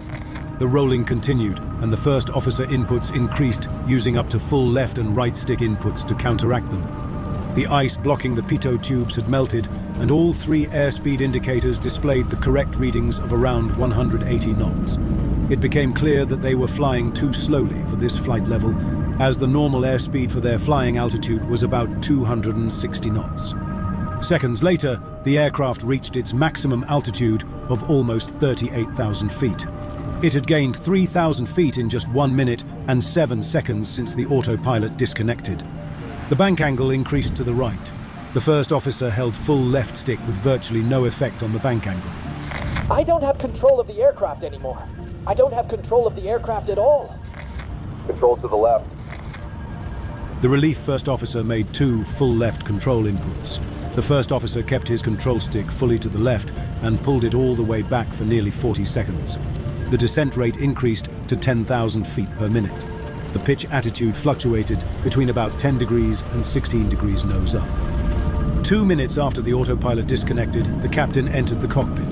The indicated airspeeds dropped below 60 knots, which made the angle of attack sensors invalid and silenced the stall warning. As the speeds fell below 30 knots, a red SPD flag replaced the airspeed indication. Despite the first officer his sidestick being full left in an attempt to control it, the aircraft was tilted to the right, with bank angles fluctuating up to 45 degrees.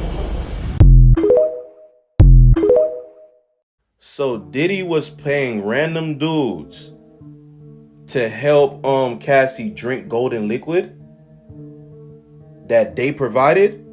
Nah, bruh. So if you didn't know already, the Diddy trials have started. And before I even go in detail, Cassie husband, I pray for you, bro. Because if this is just only half of the information that they've only put out, you are a strong man. Quick trigger warning.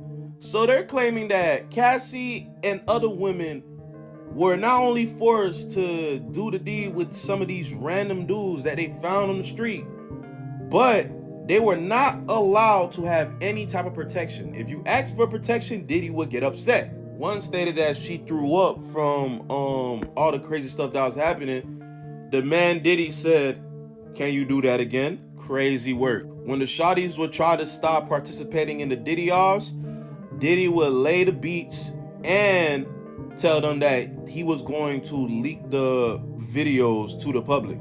They're claiming that this man would sit in a chair and just watch the festives happen, even when it's far into breaking into someone's crib and laying the beats on them so that they know he wasn't playing, that they had to attend the Diddy-offs. And it just gets worse and worse and worse, but I don't want to lose my platform by going into detail anymore. Y'all can go see the rest on X. Crazy. What do you guys think about this situation? Cassie husband, I pray for you, bro. Dude, that is wild. I mean, I'm thinking about it like this. I'm like, what did J-Lo have to go through? Because I know that Diddy dated J-Lo for like a little bit. So just imagine the things he had her doing. But I don't know, man. The Diddy trial, I heard, has been getting wild. They've been exposing a lot of things. So it's crazy. Well, I think food will be different from how it is now. How so? Everything we eat will be in powder form. I think the population will have increased so much that either we'll all be living in big domes on the moon, or we'll be living under the sea. I think that everyone will have robots, and you'll be able to have a robot girlfriend. A robot girlfriend? Well, how novel. I'll have a robot girlfriend, and she'll do anything I want. Well, I think in the year 2000, everyone will have personalised televisions, and they can watch as much TV as they like. And she'll have to do whatever I say, because she's a robot, and those are the rules. And what'll happen is I'll be able to press any button on her, and she'll have to service me in any way that I desire, really.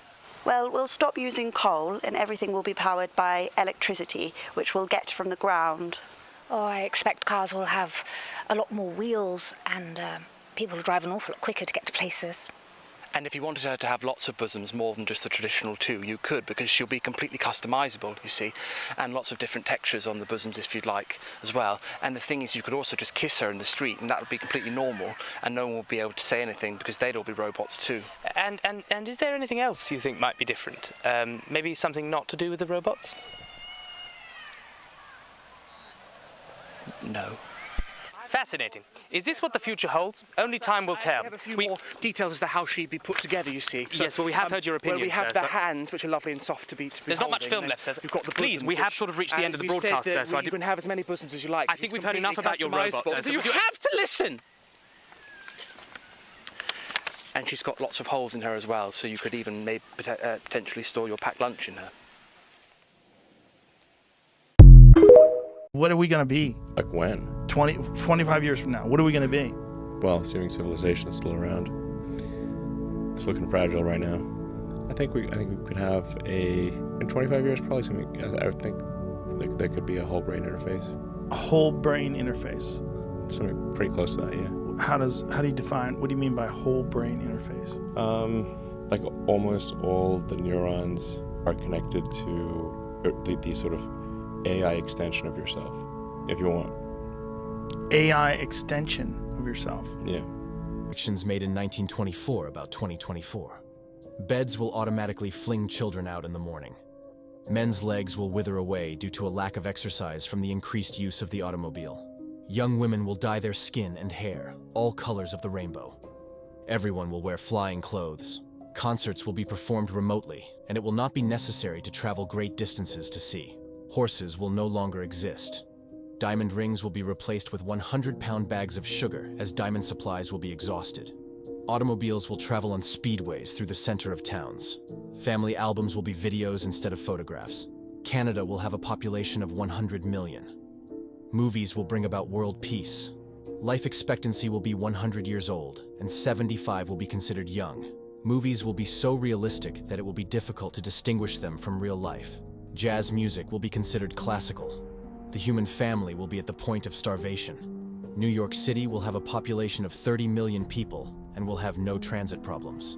Follow for more history content. Most people think that at the year 2000 this is going to be the end, or if we have it in this war, or even if we go into the Earth's shift, the shifting of the continents, they think that is the end of the world. But it's not.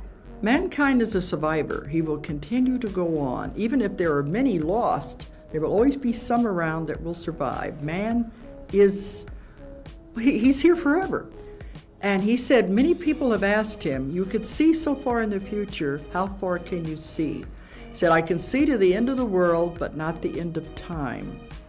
He saw the world being destroyed when the sun went supernova. And when it would supernova, it would blast out all this heat and the earth would be incinerated. But he said, you don't have to worry about it. That's so far in the future that when it does occur, there will be no people on earth. They will have long since gone somewhere else. I feel like based on how fast humans are evolving, by the time the sun is about to explode, we for real probably colonize some planets in space. I wouldn't be surprised. People who predicted their own deaths. Bob Marley is remembered as a famous musician, but he had another gift that was lesser known. He was actually considered to be a prophet by his close friends and family. His friends would watch in amazement while he would successfully read people's palms and predict their future. One day, he predicted that he would pass at the age of 36. And because he had predicted so many events correctly, people believed him. When asked why he picked that age specifically, he replied saying that Jesus also lived to be 36. However, some didn't believe him until it was too late. On May 11, 1981, Bob Marley died due to skin cancer that spread to his lungs and brain. He was 36 years old. Off more. It's crazy that a cancer can just grow on your skin and then instantly spread to like your lungs and your brain. That's scary. That makes you think like any sort of cancer that you get is horrible. Like some people always categorize them like, oh, you have a skin cancer, it's not that bad. Like, just get it cut up, you know what I'm saying? But dude, Bob Marley has skin cancer and it spread to his lungs and his brain, and he's gone, you know what I'm saying? I've always heard Jesus died at 33. I don't know why in this one he's saying 36. Then in another video that we watched, I don't know if you guys remember, the other dude said 28. So I'm just like, okay. Only if what I tell you appears absolutely unbelievable have we any chance of visualizing the future as it really will happen. Let's start by looking at the city of the future. Some people think that it will be like this. And they're quite right. Everything you see now already exists. All the materials, all the ideas, these things can be put into practice immediately. But what about the city of the day after tomorrow? Say the year 2000. I think it will be completely different. In fact, it may not even exist at all. Oh, I'm not thinking of the atom bomb and the next Stone Age. I'm thinking of the incredible breakthrough which has been made possible by developments in communications, particularly the transistor and, above all, the communications satellite. These things will make possible a world in which we can be in instant contact with each other, wherever we may be, where we can contact our friends anywhere on Earth, even if we don't know their actual physical location. It will be possible in that age, perhaps only 50 years from now, for a man to conduct his business from Tahiti or Bali just as well as he could from London. Almost any executive skill, any administrative skill, even any physical skill could be made independent of distance. I'm perfectly serious when I suggest that one day we may have brain surgeons in Edinburgh operating on patients in New Zealand. When that time comes, the whole world will have shrunk to a point, and the traditional role of the city as a meeting place for man would have ceased to make any sense. In fact, men will no longer commute, they will communicate. They won't have to travel for business anymore, they'll only travel for pleasure. Mr. Ford, what advice would you give a young lady wanting to become President of the United States? Well, I hope we do have a young lady at some point become President of the United States. I can tell you how I think it will happen, because it won't happen in the normal course of events. Either the Republican or Democrat political party will nominate a man for president and a woman for vice president, and the woman and man will win. So you'll end up with a president, a male, and a vice president, a female. And in that term of office of the president will die, and the woman will become president under the law or Constitution. And once that barrier is broken, from then on, men better be careful, because they'll have a hard time ever even getting a nomination in the future. But that's the way it's going to happen, and I think it'll probably come sometime in the next 4 or 8 years. The effect Ozempic is having on America right now is wild. Weight Watchers, the brand that has been around for over 60 years, has just filed for bankruptcy. So they survived 5 wars, 6 financial crises, a global pandemic, but they couldn't survive Ozempic.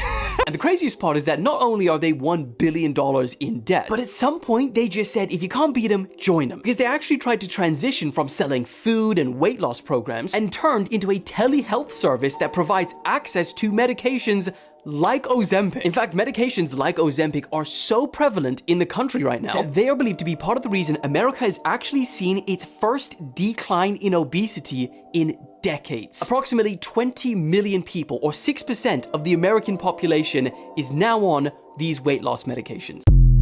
Dude, I heard Ozempic has so many crazy side effects. Apparently one of the side effects is osteoporosis, which is basically like the weakening of the bone. I make a prediction by the year 250. I have a bunch of predictions here. Okay, let's hear it. Neuroscience and our understanding of the human mind will become so advanced that mental illness will be cured, leaving psychologists and psychiatrists without jobs. In a shift that echoes the rapid conversion from horses to automobiles in the early 20th century, self-driving electric vehicles will fully replace all cars and trucks on the road. The human space program will fully transition to a space industry supported not by tax dollars, but by tourism and anything else people dream of doing in space. We develop a perfect antiviral serum and cure cancer. Medicines will tailor to your own DNA, leaving no adverse side effects. We will learn how to regrow lost limbs and failing organs, bringing us up to the level of other regenerating animals on Earth, like salamanders, starfish, and lobsters. If you get kicked in the liver, a shockwave spreads through the organ, hitting the vagus nerve. This causes blood vessels to widen, dropping your blood pressure and making you lightheaded. At the same time, your diaphragm tightens, making it hard to breathe. With less oxygen reaching your muscles, your legs give out, leaving you conscious but unable to move. Bro, AI predicted our future from 2040. Listen to this shit, scary. Set out on a mission to both warn humanity of the dangers of the current climate conditions and show our species its great potential should we work together. And so we begin. This is AI talking too. As the reckoning in the year 2040, where society's efforts to push initiatives and agendas of sustainability failed due to humanity's obsession with over-consumerism. Next, we have the dystopian era, taking place in the year 2070, where the living conditions are inconceivably depressing, unhygienic, and inhumane. Also, with the sheer mismanagement of waste dumping around our beloved planet in space, leading world governments to assemble the people of the nations. After much trial and tribulation, we move on to the year 2100, the retreat, devised as a plan for the rest and recovery of our natural world. In the year 2100, humanity looks to live away from the surface for 50 years. And so a new chapter begins with the return, the year 2200. And upon returning to the surface, humanity finds that the plan to allow nature to once again flourish worked outstandingly. with all the greatest scientists, pioneers, futurists, and Imagineers devising methods of evolving the current society's technology and architecture around transbotanism. And with efforts of prosperity, humanity begins rebuilding with nature in the year 2250. The Imagineers and visionaries of today in 2250 use biomimetic 4D printing in order to grow architecture, all from natural matter, artificially reproduced and edited for our needs, and once again assemble harmonious routine life into local neighborhoods. And just when our technological development peaked as we thought, in comes the new frontier of what we consider to be the nature of life itself. We've finally done it. The singularity is here. Humans have merged with AI and uploaded themselves to the digital realm, leaving behind all manners of physicality, therefore solidifying our position as a Type 1 civilization with our eyes fixated on the next challenge. Now, the scariest thing about that, bro, that's the same thing that the Matrix said, bro. And that's the same time. That whole video, that was AI talking and his videos explaining that shit. Wake up! They did a whole breakdown on how Simpsons was able to predict so many events that ended up coming true. And one of them, they wrote this math theory on the whiteboard that it turned out decades later to be correct. right. And it was like this unsolved math theorem they just wrote on the whiteboard in the background of a Simpsons episode. And people were wondering, how did they get this right? Well, it turned out that the writers went to such great lengths that they hired people who were in academics to put these little Easter eggs in the episode that no one would notice unless you know it. And it really came down to the writers who were so attuned to current events that when they make these predictions, there's some level of reality that they could potentially happen. Baba Vanga, who became famous for seemingly predicting some of the world's most chilling events, including 9/11 and the war in Ukraine, has got some bad news for 2025. While the blind mystic died in 1996, her predictions for the future are resurfacing, and next year is apparently set to be the beginning of the end. Brilliant. The good news is that humanity allegedly won't be wiped out until 5079, so we've still got a good few years yet. Do you think she's nailed it?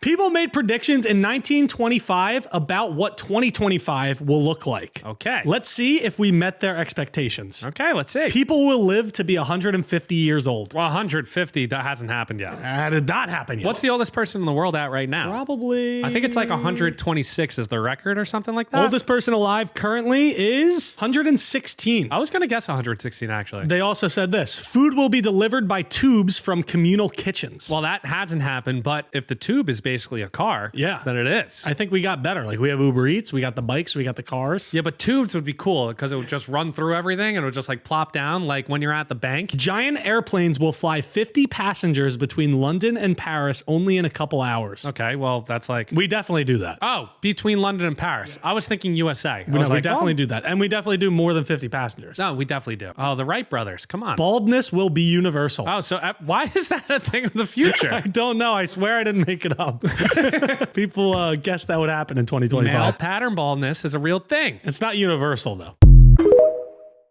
I think it's just going to get weirder and weirder and weirder, and finally it's going to be so weird that people are going to have to talk about how weird it is. I look for the invention of artificial life, the cloning of human beings, possible contact with extraterrestrials, possible human immortality, and at the same time, appalling acts of brutality, genocide, race baiting, homophobia, famine, starvation. The mushroom said to me once, it said, "This is what it's like when a species prepares to depart for the stars. You don't depart for the stars under calm and orderly conditions. It's a fire in a madhouse." And that's what we have, the fire in the madhouse at the end of time. This is what it's like when a species prepares to move on to the next dimension. Now, that's a definitely interesting theory and perspective. And I could definitely see it coming true. And the fact that I was like over 25 years ago makes it even more insane. In 2005, while this plane was about to land, the pilot realized that the landing gear was stuck in the wrong direction, and so the plane was 99% likely to end the lives of all passengers by crashing.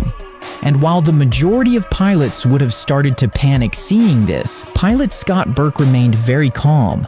Knowing that the Airbus was way too heavy for him, the pilot began to make turns around the airport to gradually empty the fuel of the plane, and once it was light enough to potentially land, Captain Scott Burke began to descend to try one of the most dangerous landing maneuvers that exist. But that was more difficult than expected, since all the passengers were watching the media channels live, which spoke of all the different ways that the plane could crash. But fortunately, all that was not enough to disconcentrate Scott Burke, who gradually started to get off the plane while being extremely careful that the front wheel does not touch the ground. And once the plane was slow enough, the pilot landed the front wheel, Seen a lot of smoke, but so far it's still intact. and miraculously, the tire did not tear, and the plane was able to land without any accident. Best of all possible scenarios, it did not collapse. If a person hangs out with a group of schizophrenics for long enough, that person will start to develop schizophrenia. And we have no idea why. Schizophrenia is not a bug, you can't catch it. It's called schizoaffective disorder by proximity, or in a more broader sense, it's called shared psychosis. Although we don't understand how hanging out with groups of schizophrenics can make you schizophrenic, we also don't understand where schizophrenia comes from in general. Speaking of schizophrenia, there is only one group of people that have never been diagnosed with schizophrenia, and that's blind people. More specifically, people born blind. There has never been one person who was born blind diagnosed with schizophrenia. And we don't know why that's the case either. Also, first world countries are the only countries that report negative thoughts or connotations when referring to schizophrenia. For some reason, if you live in a developing country, most people who have schizophrenia have positive thoughts, not something like a little demon on your shoulder whispering in your ear. People who are spiritually enlightened, pastors, rabbis, and priests, have an 80% higher chance of being diagnosed with schizophrenia. We have all of these correlations, but we don't know a causation. Did you know that dolphins eat the world's deadliest poison on purpose just so they can get high? What they do first is gang up around a pufferfish and take turns biting into it. Because pufferfish contain a strong poison called tetrodotoxin, which usually kills most animals that come into contact. But since dolphins are much larger, they can actually survive if they do it right, where they learn to gently bite down for only a few seconds at a time, passing it around to the other dolphins all without actually killing the pufferfish. Once they've all had enough, they leave it alone, where only a few minutes later, the toxins start kicking in. It's said that it makes dolphins feel a sense of euphoria, where they've been recorded slowly floating on the surface of the water, acting super mellow and calm, or sometimes even just staring at random things. The Pentagon has already confirmed that the drones that are being seen all over New Jersey are not from any other nation or Iran. They are literally aliens. Let that shit sink right in. Ask anybody in New Jersey right now, they're going to tell you. Look it up on TikTok. There's going to be so many videos of people with their literal phones pulled out recording this stuff. There's videos of people sitting in their cars. Many people sitting in their cars. And the radio has been interfered with from the aliens. And all you hear is like this weird sound. I'm going to try to find it. Hold on.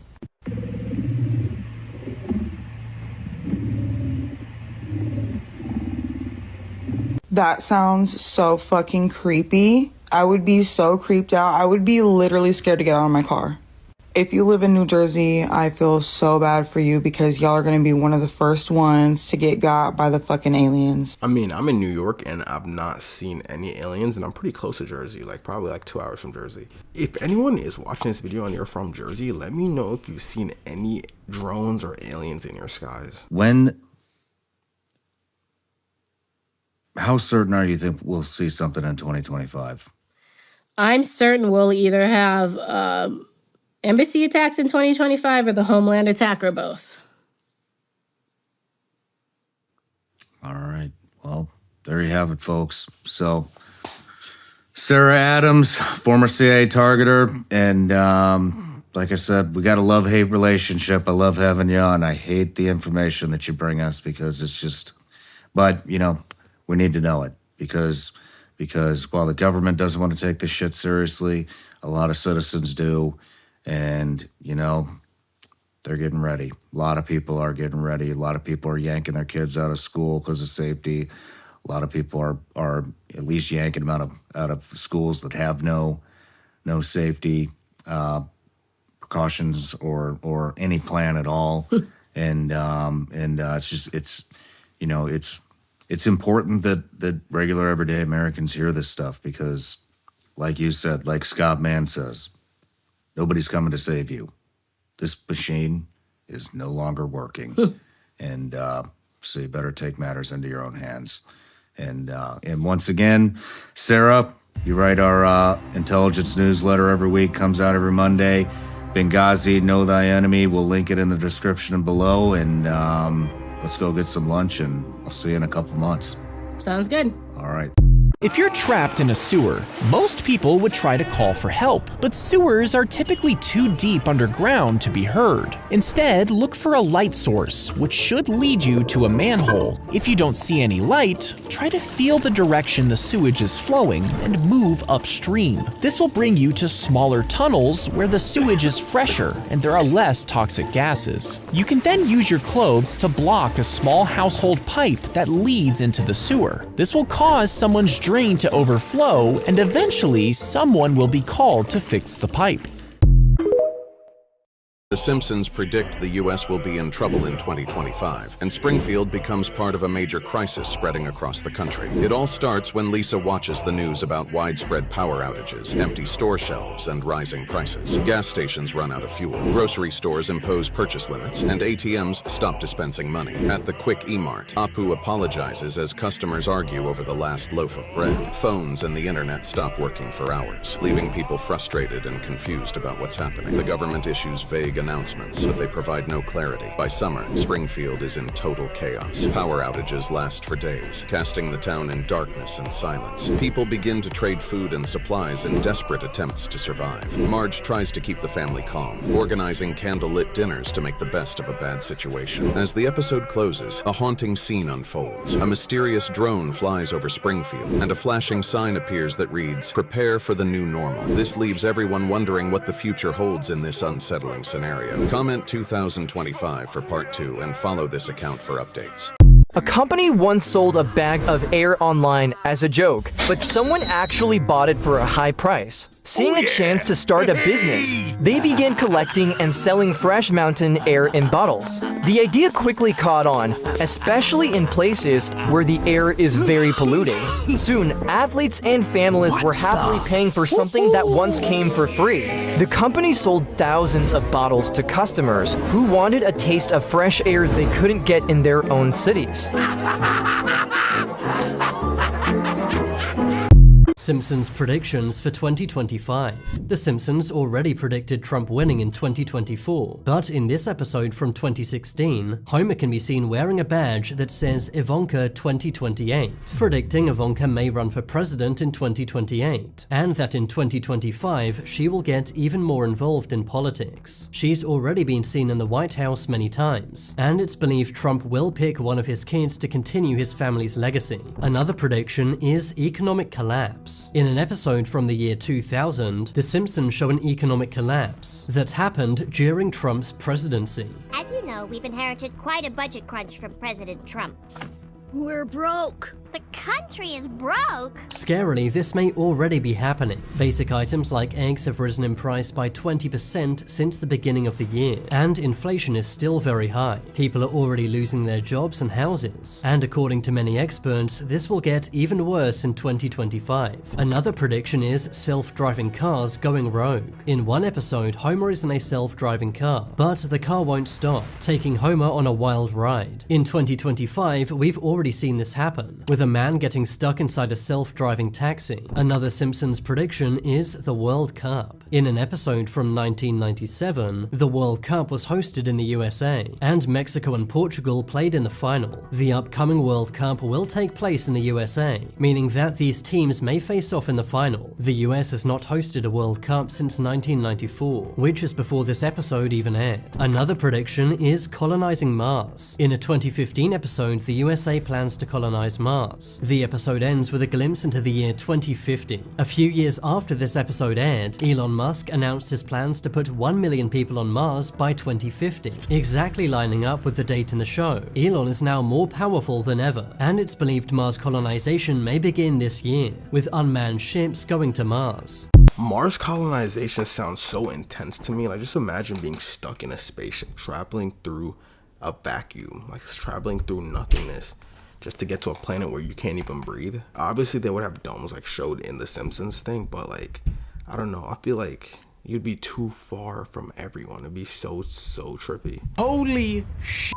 Rockstar has just confirmed that everything we saw in that second GTA 6 trailer was captured entirely in-game on a PS5. They said that half the trailer was from actual gameplay and the other half was from cutscenes. Bro, no wonder it is delayed. Not only are they doing things like putting bubbles in the beer, but they're also spending time on tiny little details like how the liquid moves in those bottles when you're carrying them. I don't even want to know how much time they've spent in the strip club. It's already become the most expensive game in history, with reports now suggesting that it's costing more than it was to build the Burj Khalifa. And there are also rumors that the map could be twice the size of GTA 5 and take up around 200 gig of storage. Donald Trump plans to accept a luxury Boeing 747-800 series plane as a donation or a gift from the Qatari royal family that will be upgraded to serve as Air Force One during his current term. You're looking at photos from the inside. This is the largest gift ever accepted by the US government.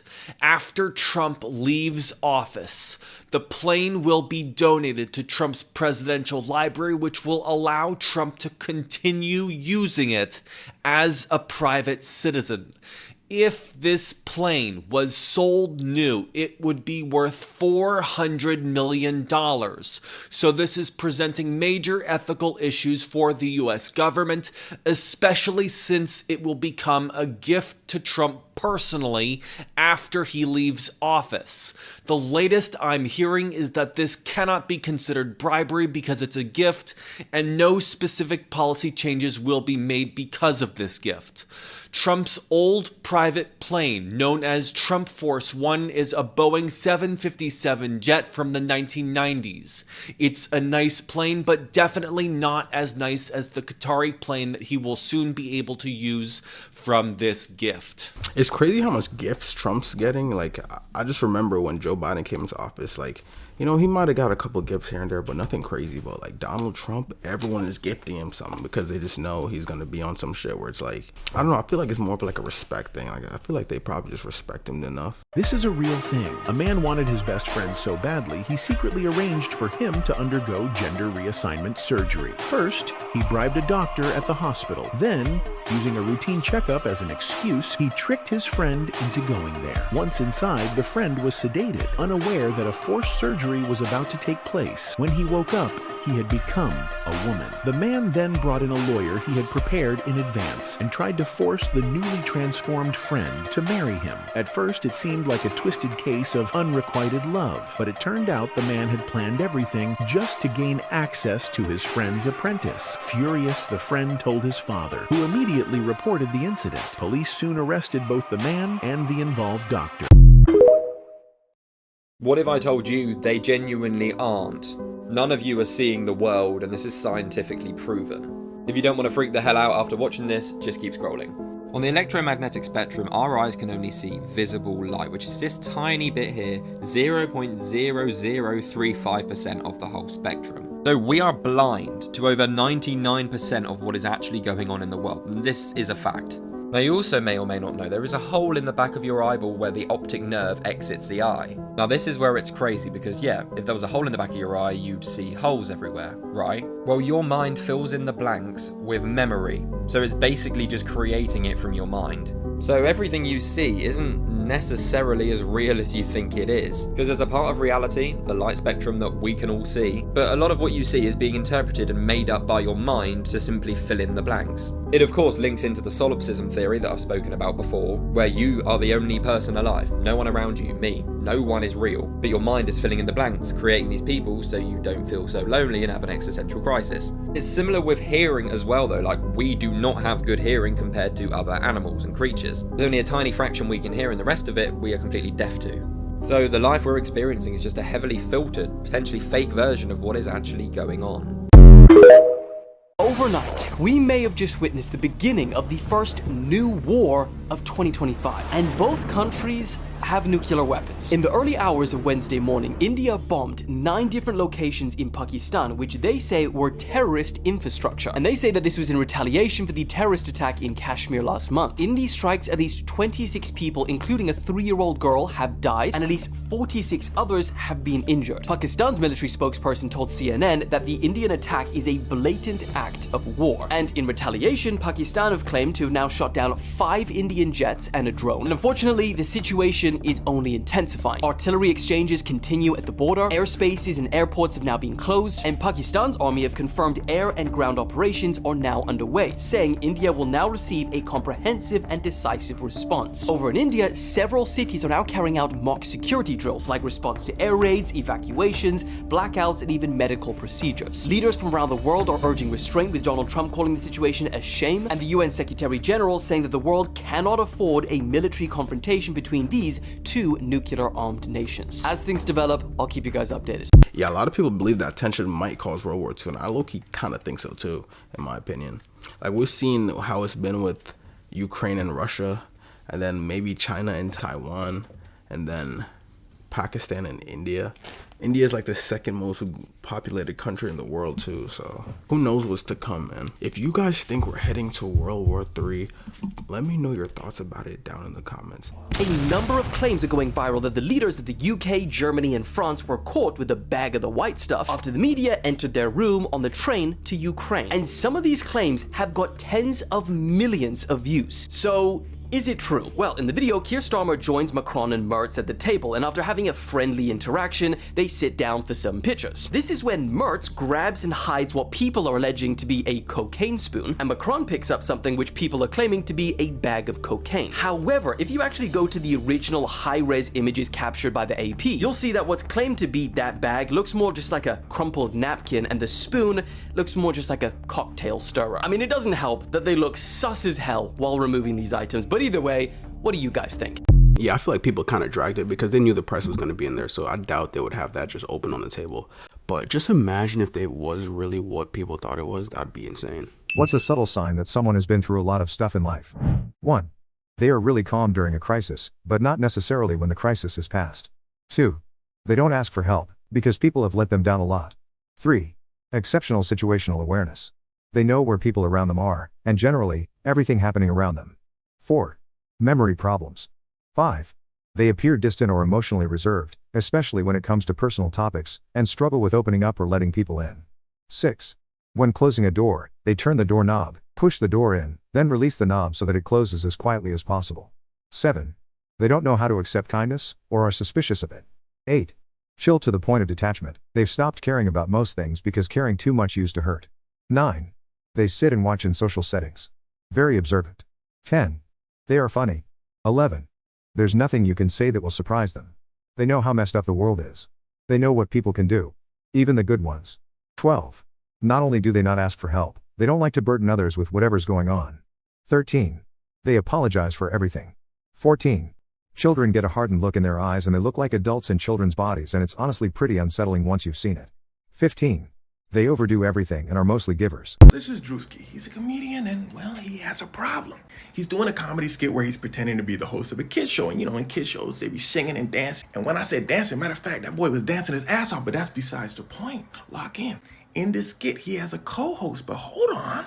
that co-host basically has the same outfit and aesthetics as someone who actually has a kids show named Miss Rachel. Drewski even puts Miss Rachel's logo up on the screen. Now the important part is what happens next. In Drewski's skit, after the singing and the dancing and all that, he starts to show what happens behind the scenes. The joke is that after a kids show, after the singing and the dancing, the host might not be as smiley as they may seem, because Drewski starts to do some wild things in this video. Now the problem arises with how some people took the skit. They saw it as an insult to Miss Rachel, because, you know, he's doing wild things behind the scenes, and the skit allegedly references Miss Rachel. Now here's where things start to get wicked. The internet starts going wild, saying, oh, Miss Rachel's suing Drewski, Miss Rachel's suing Drewski.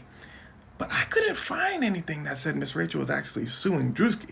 See, people are assuming that Miss Rachel is suing Drewski for defamation, meaning Drewski made false statements about Miss Rachel and it harmed her reputation, so she's taking him to court.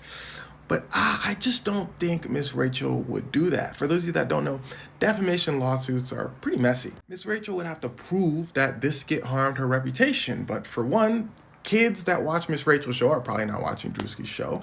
For two, most people probably know this is a joke, so they're not gonna say, wow, Miss Rachel does this behind the scenes, I'm gonna stop watching Miss Rachel. For three, what would probably damage Miss Rachel's reputation more is if she took someone to court. She's supposed to be nicey and smiley. She's not gonna sit up here and do that. Matter of fact, Miss Rachel probably don't care enough. She probably sitting back counting her dollars. Miss Rachel's show makes cash. But at the end of the day, if a lawsuit were to happen, one of the biggest questions the courts would ask was, honestly, was this skit made out of malice? Was Drewski doing this to be mean, or was it all in good fun? It's why SNL doesn't get sued for basically doing the same thing.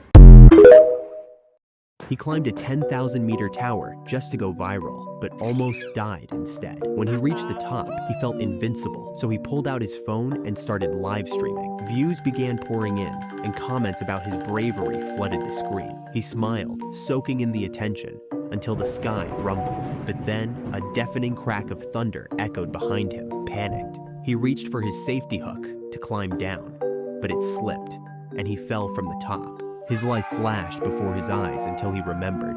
He was wearing a parachute. He pulled the cord and took a deep breath. But seconds later, the parachute malfunctioned, and he couldn't control where he was going. And now, he was flying straight toward a building with a giant iron door. He braced for impact, but right before he hit, the door opened, and he landed straight inside, gasping for air, heart pounding out of his chest. Then he turned to look back at the tower, just in time to watch lightning tear it in half. All this happened because... Dude, that's terrifying. All that just for some views and attention. It's crazy what people really do for views and attention nowadays. This is a true story. Selak was on a train when it fell into a river. He fought against the raging water and barely escaped. When he reached the riverbank, he realized all 17 other passengers had drowned. A year later, still shaken by the train accident, Selak chose to fly. Moments before landing, the plane's door suddenly burst open. Selak and a flight attendant were sucked out. Miraculously, he landed in a haystack and survived. All 19 others on board died. Determined to avoid planes and trains, Selak took a bus to Dubrovnik. But fate struck again. The bus fell off a bridge into a river. 4 people died. Selak managed to swim to safety. Public transport was too risky, so he started driving. But in 1970, his car engine caught fire. He jumped out just before it exploded. Injured but alive, he crawled to safety. Years went by without incident. But in 1995, as he was walking, a bus hit him. He was injured but survived. In 1996, driving on a mountain road, a truck sped toward him. He swerved, broke through a guardrail, and his car plummeted off a cliff. Just before impact, he was thrown from the vehicle and landed in a tree, watching his car explode below. After defying death 7 times, in 2003, Selak won 800,000 euros in the lottery and married for the 5th time. That's gotta be the world's luckiest man. Like, how do you survive 7 incidences and then win 800K? That's crazy. In 2004, a teenage boy was staying over at his friend's house. He had trouble falling asleep, tossing and turning as the night stretched on. Around 3 a.m., just as he was finally beginning to drift off, the front door creaked open. Footsteps echoed through the house, slow and deliberate, until they stopped, right outside the bedroom where he and his friend were sleeping. The door swung open. Frozen in fear, the boy watched as a tall, shadowy figure entered the room. It moved with an eerie sense of purpose, stepping to the center of the room. Then, without a sound, it knelt down, bowed deeply toward the ground, and vanished. Heart pounding, the boy lay awake for the rest of the night, terrified that at any moment the figure would return. This time, looking straight at him. As the first light of morning crept through the window, he finally heard movement in the kitchen. His friend's mother was up. Desperate for answers, he bolted out of the room and told her everything. She barely reacted. Instead, she simply gave him a cold, matter-of-fact response. "My husband visited me last night too." If you fire a bullet at a gorilla that's charging at you, most people think it would kill it instantly. But that's not exactly what would happen. A gorilla's skin can be up to an inch thick, and its massive skull is built to withstand blunt force from other gorillas, making it feel like real-life armor. So a low-caliber round fired straight into its head would most likely just bounce off. Okay, breaking news, it is over. Or at least, it's paused, because the US and China have finally reached a deal and both have agreed to lower tariffs by 114%, and the market's already going crazy. That means that the US tariffs on Chinese goods were reduced from a peak of 145% down to 30% for a 90-day period, and Chinese tariffs on America have been lowered from 125% to only 10% for the same period. Both take effect immediately, and stock markets in both countries have seen a boost, and traders are calling this a Geneva breakthrough because it was agreed in Switzerland. But what do you guys think? Is this good news? Does this make you feel like all of that panic was for nothing? Let me know.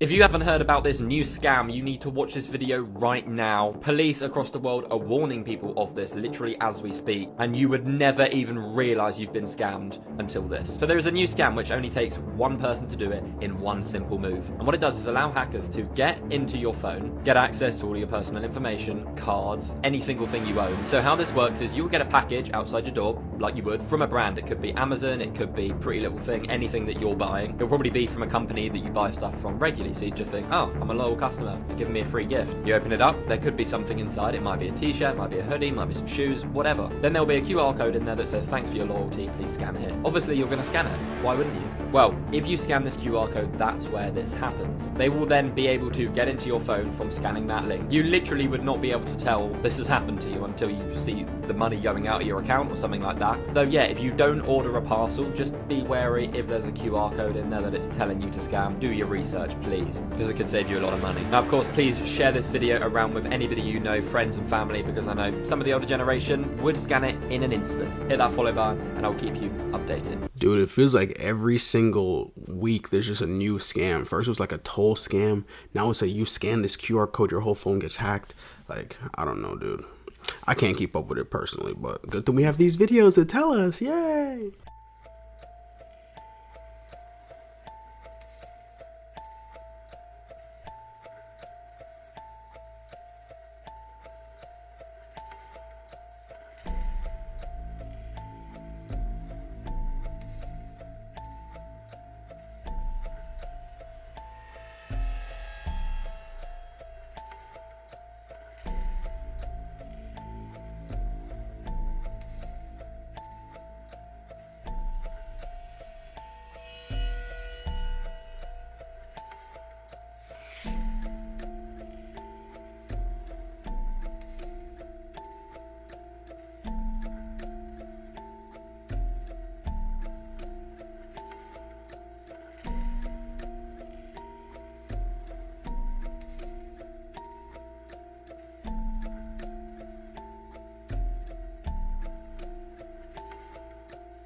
This is a real thing. A young boy was playing by a fish pond when he accidentally fell into the water. The pond was filled with deep silt, and the sloped cement banks were covered in slippery moss, making it impossible for him to climb out. At that moment, a passing driver noticed the emergency, immediately stopped his vehicle, and rushed to a nearby house to ask for help, specifically to borrow a bamboo pole to rescue the boy. However, the couple living in the house firmly refused to lend him the pole, saying it was needed to hang clothes. The driver argued with them and tried to take the pole by force, but but the couple desperately stopped him. Tragically, due to the delay, the boy drowned before help could reach him. Afterward, a crowd gathered at the scene. When the child's body was finally pulled from the water, the couple was shocked to realize the boy was their own grandson. I got a new job watching security footage overnight. I'm not supposed to watch camera 6, but it's pointed at my bedroom. I should have been more suspicious when they hired me on the spot. But after 3 months of unemployment and a stack of rejection letters, I was desperate.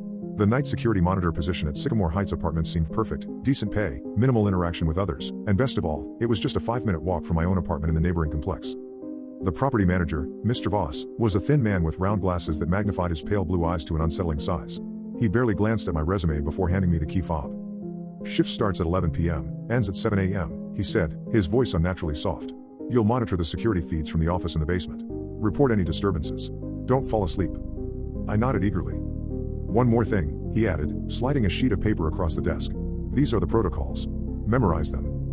The list was brief and straightforward, with one oddity that stood out. Camera 6 malfunctions frequently.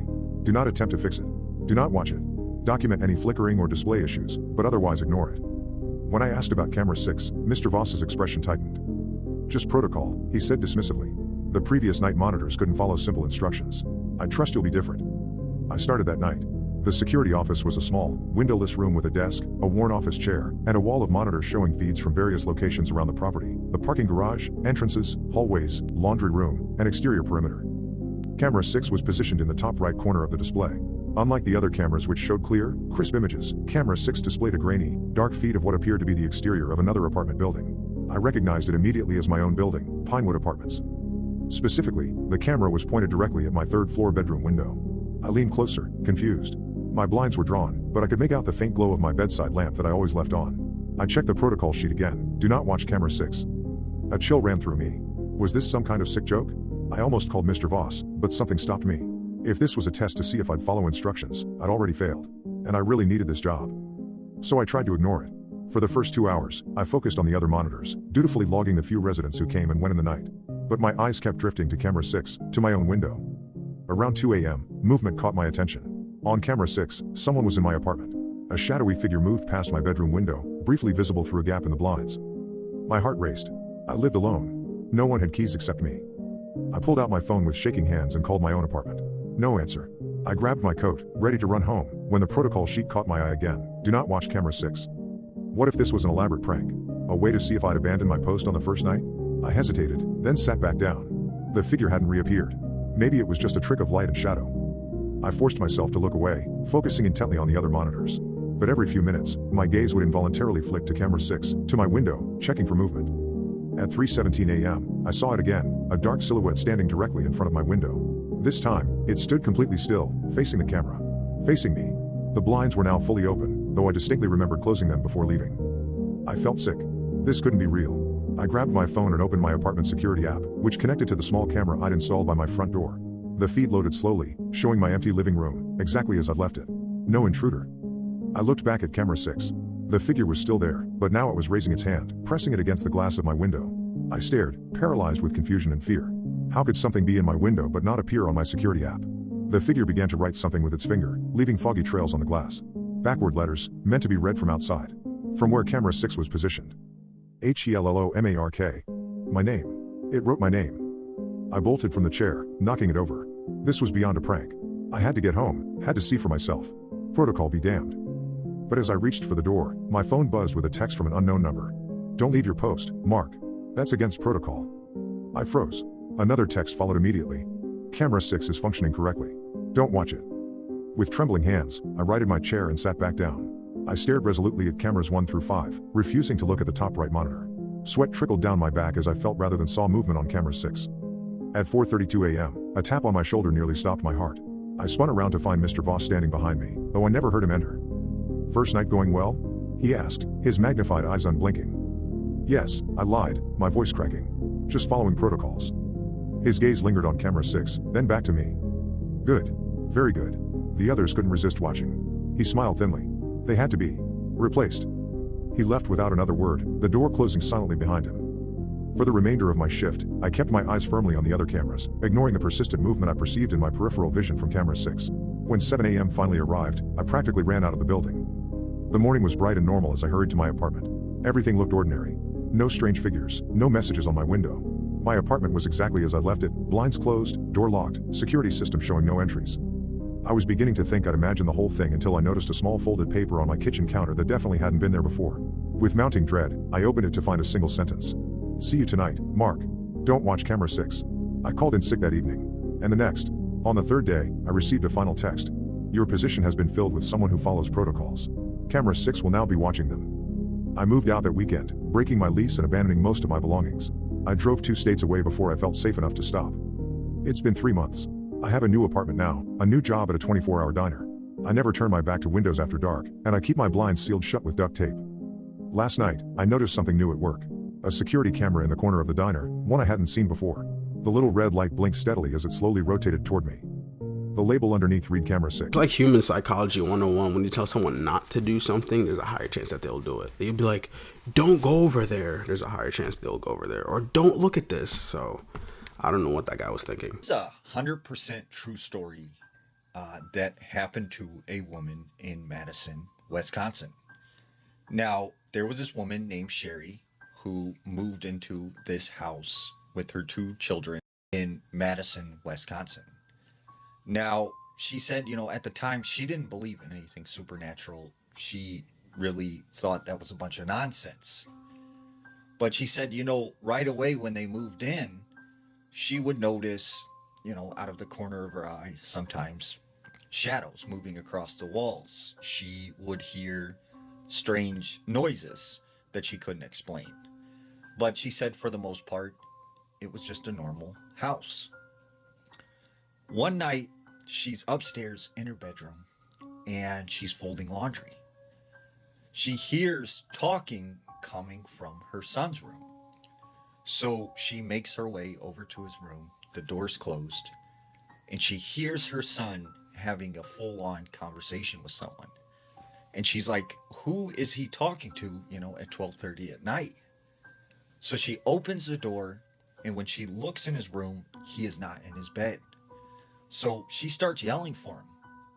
She looks down and sees him next to the side of his bed, on his knees, crouched down, with his head under the bed, talking to someone. And she's like, hey, who are you talking to? Like, who's under there? And her son's like, I can't tell you. And she said, what do you mean you can't tell me? Like, who's under the bed? And he's like, I can't say. He'll get mad.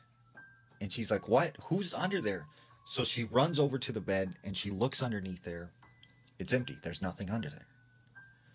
So she's like, you know what? Just get back in bed. Like, just stop, doing whatever you're doing. Several weeks pass, and on a regular basis, she keeps finding her son talking to someone under the bed, except there's no one there. So after a few weeks of this happening, she thinks maybe something is wrong with her son. So she takes him to this child therapist. The therapist assesses him and says, he seems completely fine. It's probably just his imagination. So several months pass and he keeps on doing this. Well, one day she's sitting down in the living room with him and they're talking when she notices he has some scratches and bruises all over his body. And she's like, where did you get those scratches and bruises from? What's going on? And he's like, I can't say, I can't tell you. And she's like, yes, you have to tell me, what is going on with you? And finally he breaks down and he starts crying and stuff. And he just starts freaking out. And then he runs up to his room. So the mom, at this time is like, I don't know what to do. What is going on with my son? She's just panicking. Later that night, she's awoken to her son screaming in his bedroom. She runs as fast as she can. She goes in his room. She finds him halfway underneath the bed. He's grabbing onto the bed frame, and it looks like something is pulling him under the bed. So she immediately grabs him, pulls him out from under the bed. She looks under there. There's no one there. So she's like, you know what? This is weird. You're sleeping with me tonight. You're going to be in bed with me tonight. So they go back to her bedroom. He lays down. He falls asleep.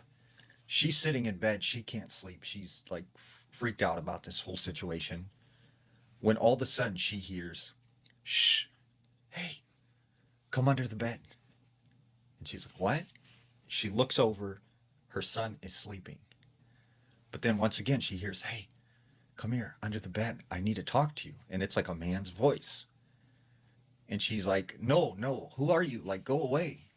And the man's like, come on, get under the bed. I need to tell you something.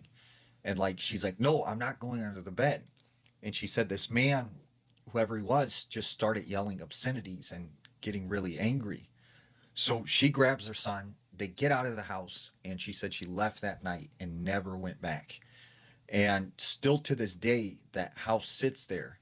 And she said she's talked to the neighbors, and they said since she's moved, like several families have lived there and they move out immediately. Breaking news, and by breaking news, I mean this literally just happened last night.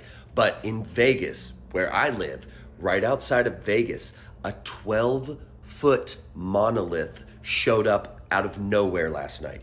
Now, there's an area outside of Las Vegas, if you're familiar with Las Vegas, that's called Seven Magic Mountains. And it's this art installation. It's this gigantic structure of rocks that are different colors, and it's basically like a tourist attraction, a place where you can take photo ops and stuff like that. But last night, authorities have confirmed that a 12-foot monolith just showed up without permission, was given no permission and undetected. So there's no detection of it showing up.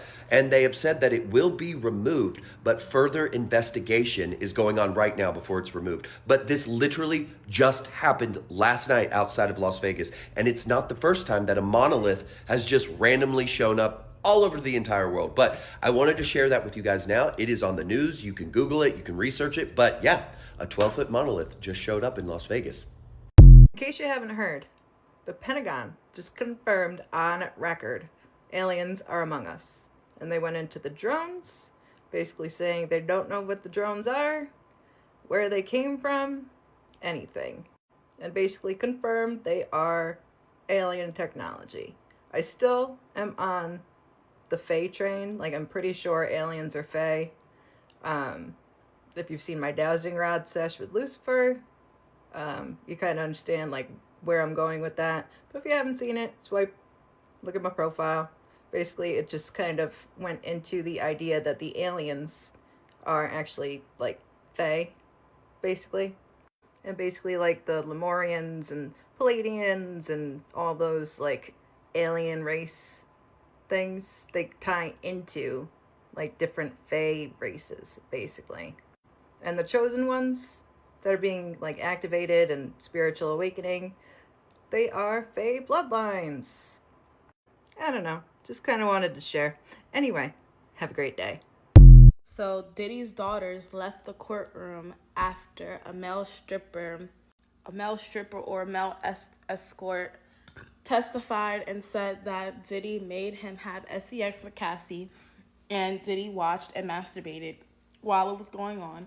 His 3 daughters left the courtroom, but I'm just trying to figure out who suggested for his 3 daughters to even go to his court date. Yes, that's their father, but let me tell you something. Once my father is what the hell?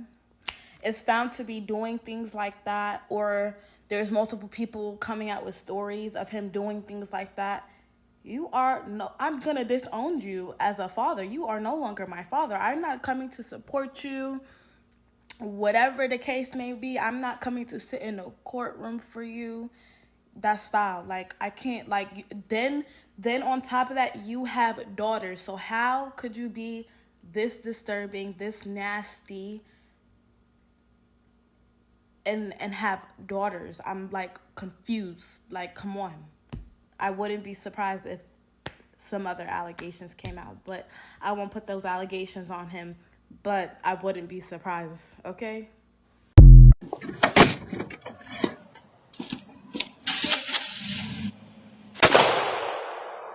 Go! Go!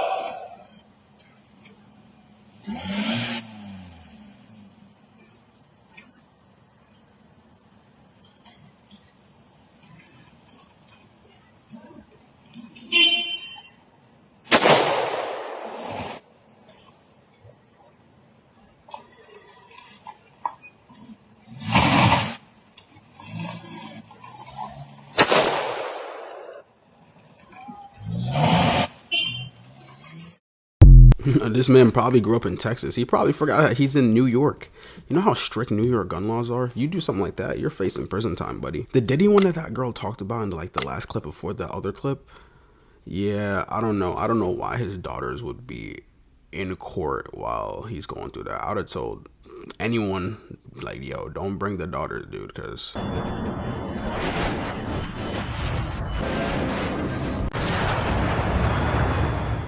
At row 14, the flight attendant is stopped cold. We had a passenger that was partially out of the aircraft.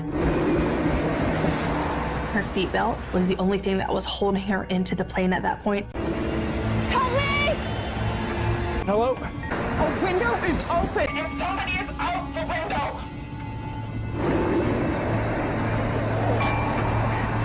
window! Okay, we're coming down. Can we have medical meet us at the runway? We have injured passengers.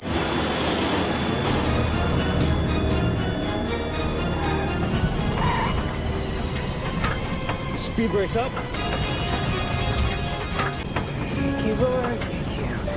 Thank you. Flight 1380 rolls to a stop. Do you remember this song right here? The song was called Krusty Crew Anthem, and if you were scrolling on TikTok in 2023, you literally could not escape from this song. However, this song actually ended up ruining its creator's life, and a lot of people don't know this. It all started with this guy right here, Odwin.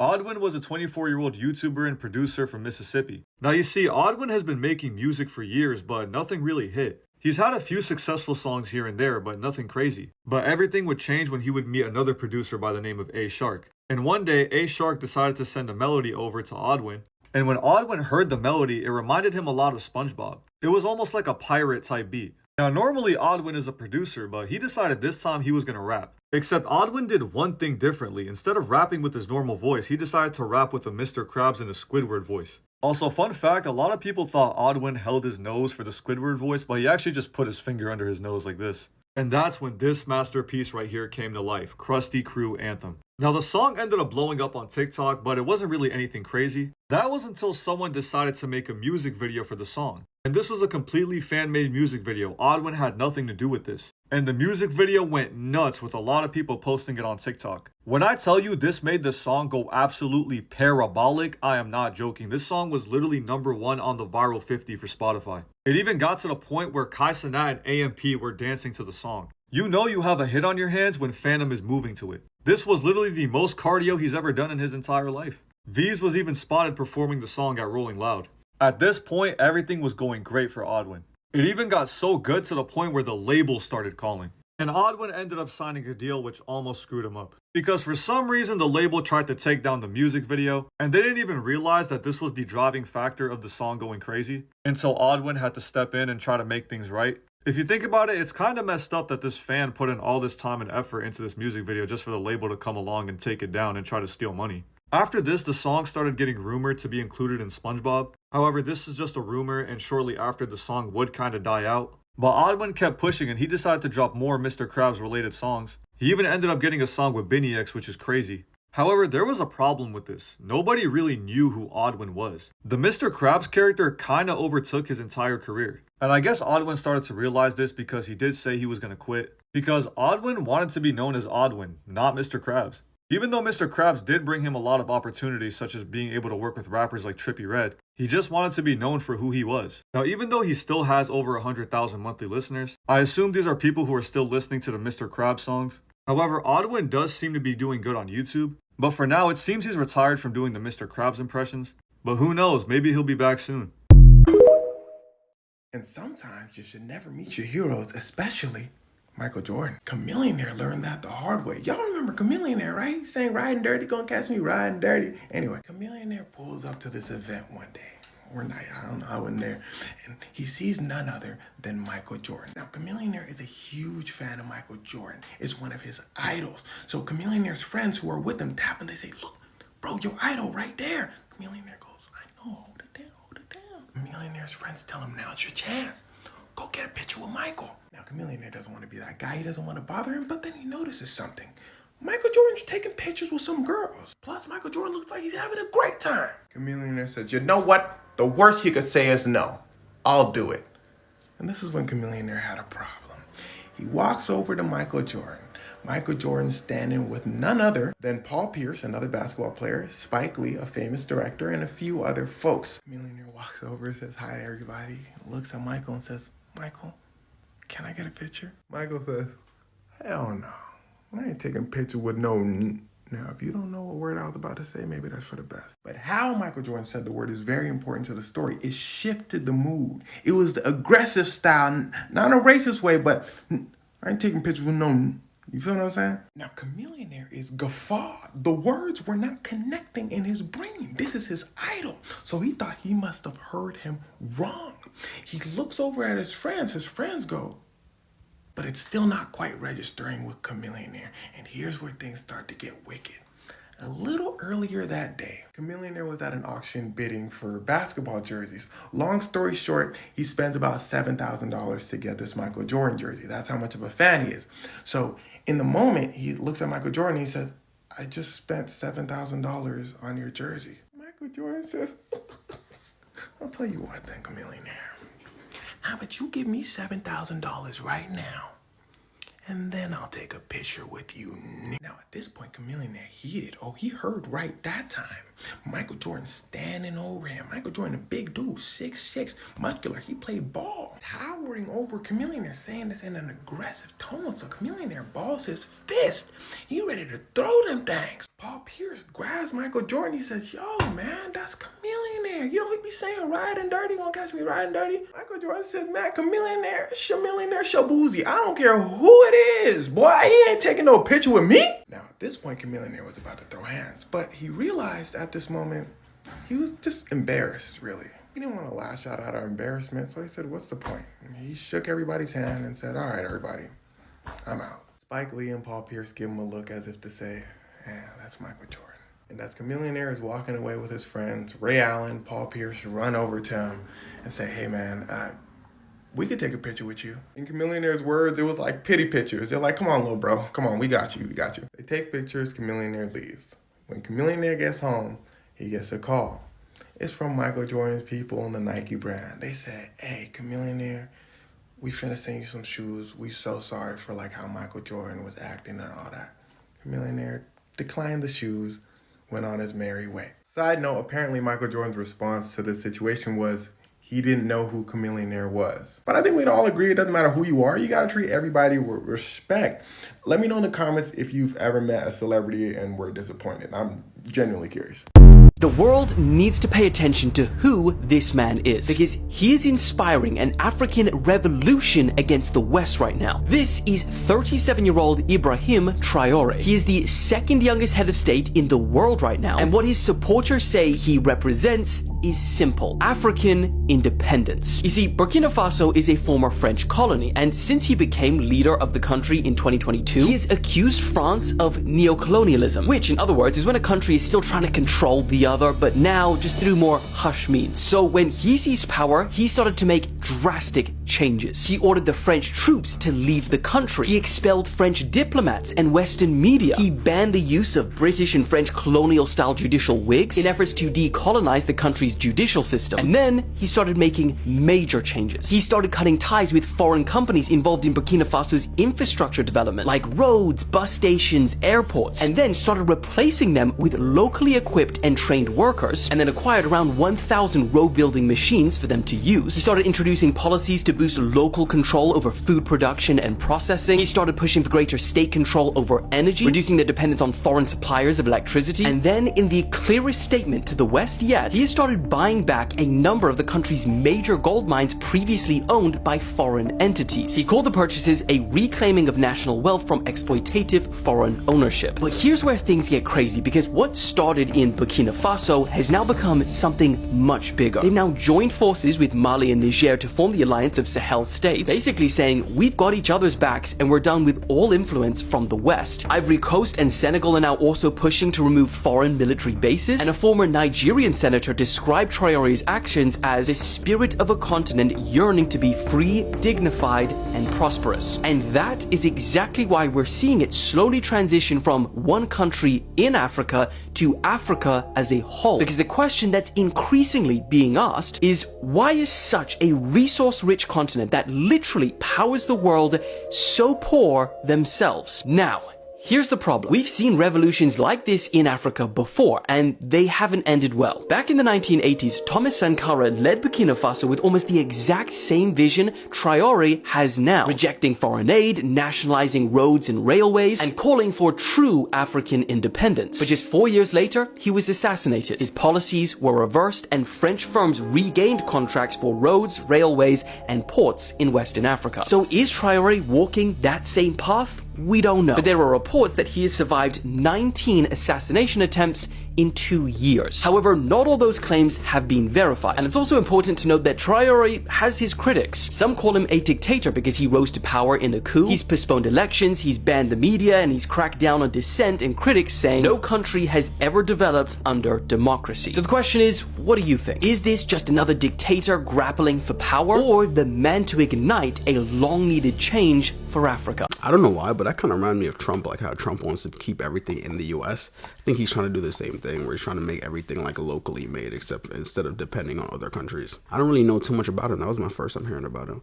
But anyways, thank y'all for watching, man. YouTube said you guys would like this video, so make sure to check this video out. It's a pretty good video, but see y'all in the next one. Peace out.